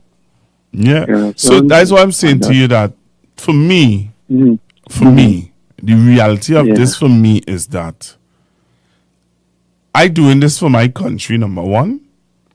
I doing this for my country, and I'll tell you this: even if the PNM party don't honor or respect or see value in what I do, I continue to do because it has. Let me tell you something. As I said, and I said it to my dad last night, and he was shocked when I told him, because he didn't even realize that his grandson is going to be voting in the next general election. Wow, yeah, that he get big fun. Yeah, yep. And that's what people doesn't understand, you know. As they win twice, the people who was young, and they're not into politics much, and they're easy, pliable, like people can influence them easy. You find out they will tell them anything, and if they didn't get the right information, they will make the wrong choices. Mm-hmm. And that is what we really did suffer with the last election. That people, I mean, them blues bloggers did a number on PNM too. And I think the PNM left a lot of things unanswered.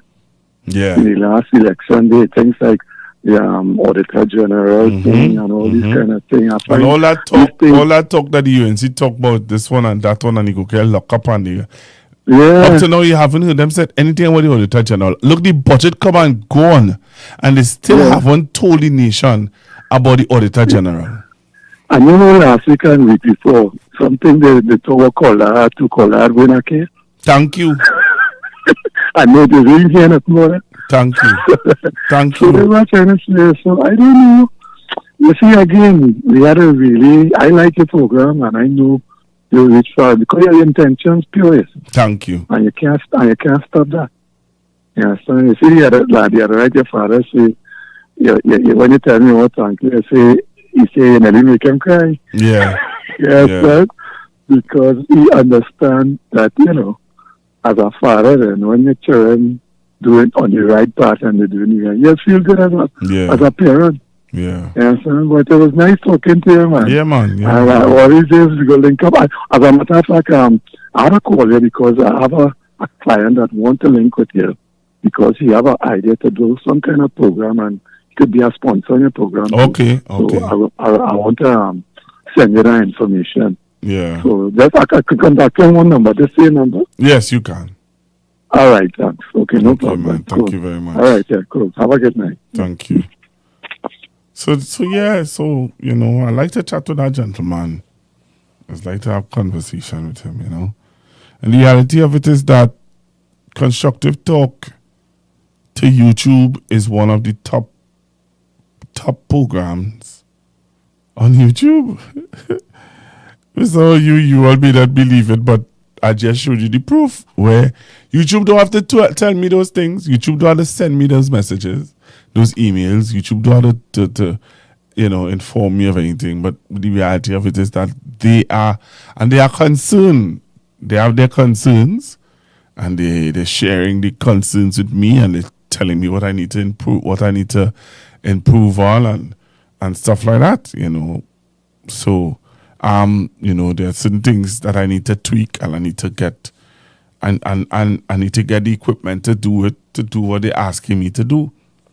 And they want to work with me to get the channel to be one of the best channels on YouTube from the Caribbean. That's really what they're saying. They want this channel to be one of the best channels from the Caribbean. And, I believe that with your support, we can do this. You know what I mean? We could do this. When he said, well, the PNM must learn from their mistakes and work on it and keep informing, the nation what taking place in the country. Yep. That is what they have to do. But I think that they have some things they have some things that they're going to be doing next year. I think there's something called the PNM channel. So they're going to create a PNM TV station where they will be able to share all the information that they'll be doing.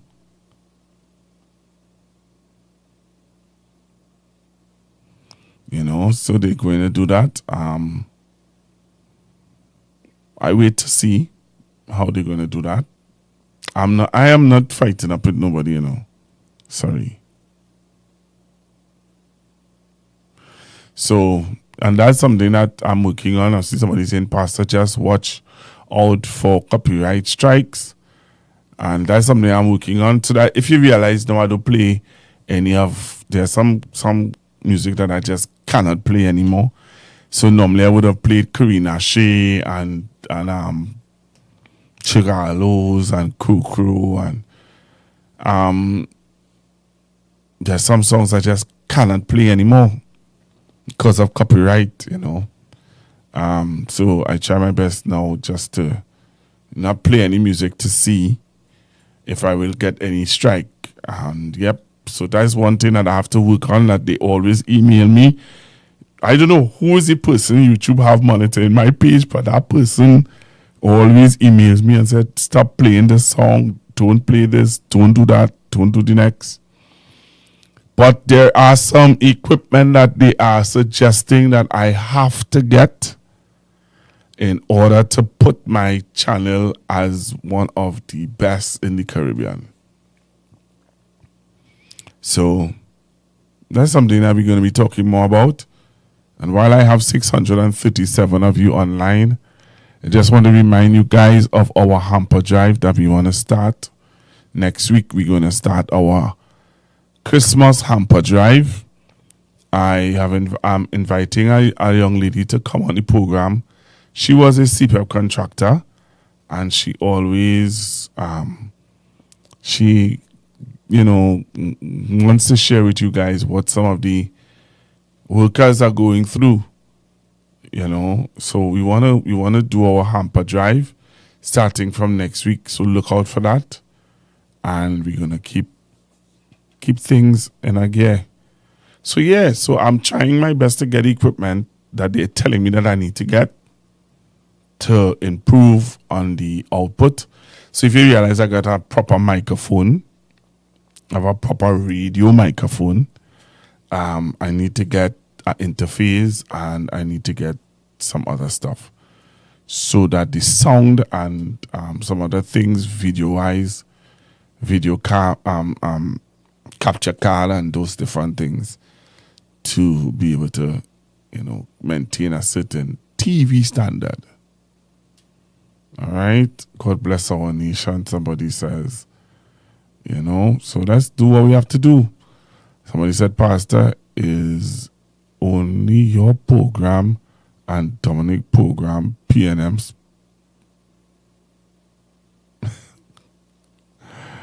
Oh, man. I hear you. I hear you. I know Mr. Romina and I had planned to do a program where he is able to come and tell us what's happening in the parliament. But as a member of parliament, I know that he's in a new area and he is a new representative. So the time he doesn't have all that luxury time as we thought he would have had, you know. But what can we do? Naturally, AI will automatically give you a strike. I know. So that's why I'm working on that's why I don't play music, certain songs anymore. Pastor Google, you need more people to subscribe. Yep, very true. You know, last night we had over 1,000 something people on the live, which is excellent. Like tonight, there's 4,186 persons who are on the live but haven't subscribed. And if those 4,186 would subscribe to the page, you do well. Yep, somebody said Dominic does his program only on a Sunday. Yep, which is true.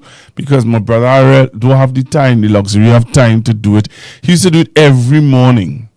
And now he has resorted to only on Sundays.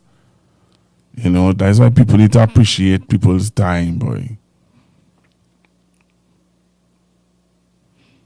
You know, somebody said, proud to be a member of the Constructive Talk family. Yep. And so to the caller who called and made the suggestion, well, not made the suggestion, but would have talked about Simon's response. I am going to talk to Simon about it. You know, I am going to speak to him when next time I'm going to see him sometime soon. So when I do meet with him, I will share with him the fact that he should have, you know, passed on that question if he don't believe that he had a proper answer. All right, so again, let me say thank you to all of you for being on the live this evening. Remember, at 600 of you could press the like button. You see that thumbs up, that finger with the thumbs up?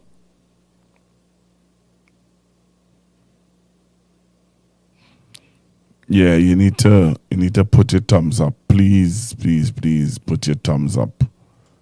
All right, so before you come off, just put your thumbs up. All right, and let's do this. Let's do this. Let's keep constructive talk. The talk of the tongue in the Caribbean. Remember I tell you that. We are the talk of the tongue in the Caribbean. I looked at some status the other evening of how far we are reaching. And you guys are saying we. Yep, how far we are reaching. And we actually reaching real far. We're reaching real far. You know, Australia. They have trainees all in Australia either. You know, Saudi Arabia. I was like, wow. So yeah, so before you come off the live, 600 of you, just click that like button now. Please. All right. So those of you who before you come off the live, just click that like button and let's put the numbers up on the like. All right. Thank you again for being a part of Constructive Talk this evening. Tomorrow is what? Wednesday. All right. Tomorrow is Parliament. We're going to take in Mr. Alexander tomorrow, please God. Have a blessed one, everyone. Stay strong and let's continue to keep our country in prayer. And let's do what we have to do to share the information with our young people. Our youth need us now more than ever. All right, so let's do what we have to do to share the love and the information to them. The information provided by the speakers and or presenter on Facebook and YouTube is for general informational purposes only. All information is provided in good faith. However, Constructive Talk makes no representation or warranty of any kind, express or implied, regarding the accuracy, adequacy, validity, reliability, availability, or completeness of this information.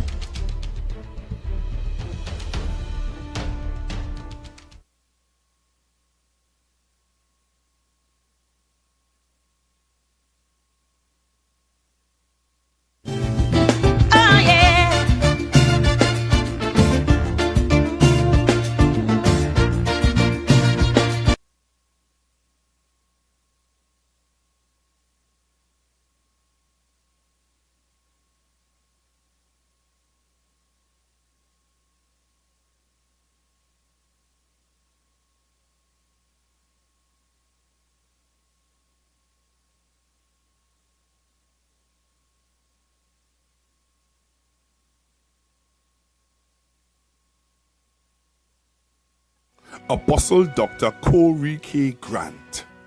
Oh, when the river flows, it will bring every dead thing to life. Because he is Yahweh, Alpha and Omega. That's who he is. Invites you to an evening of just worship with the Burton sisters. Jesus, we need a fresh Spoken word.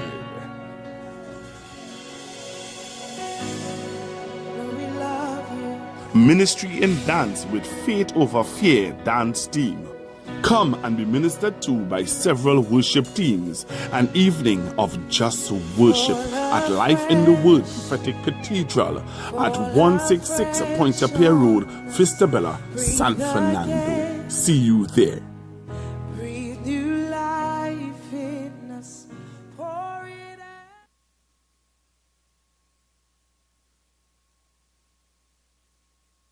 You give your hand to me and let me say hello. And I can hardly speak. My heart is beating so, and everyone can tell. You think you know me well. Well, you don't know me. Hey guys, I am Nigel O'Connor, a singer for all seasons. I am that voice that moves you for every occasion. I am that voice that celebrates life moments one note at a time.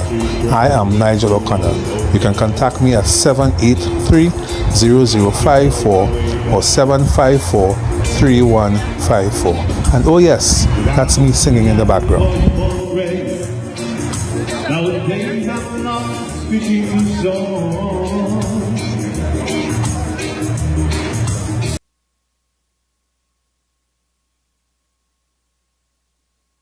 Apostle Dr. Corey K. Grant. Oh, when the river flows, it will bring every dead thing to life. Because he is Yahweh, Alpha and Omega. That's who he is. Invites you to an evening of just worship with the Burton sisters. Jesus, we need a fresh Spoken word.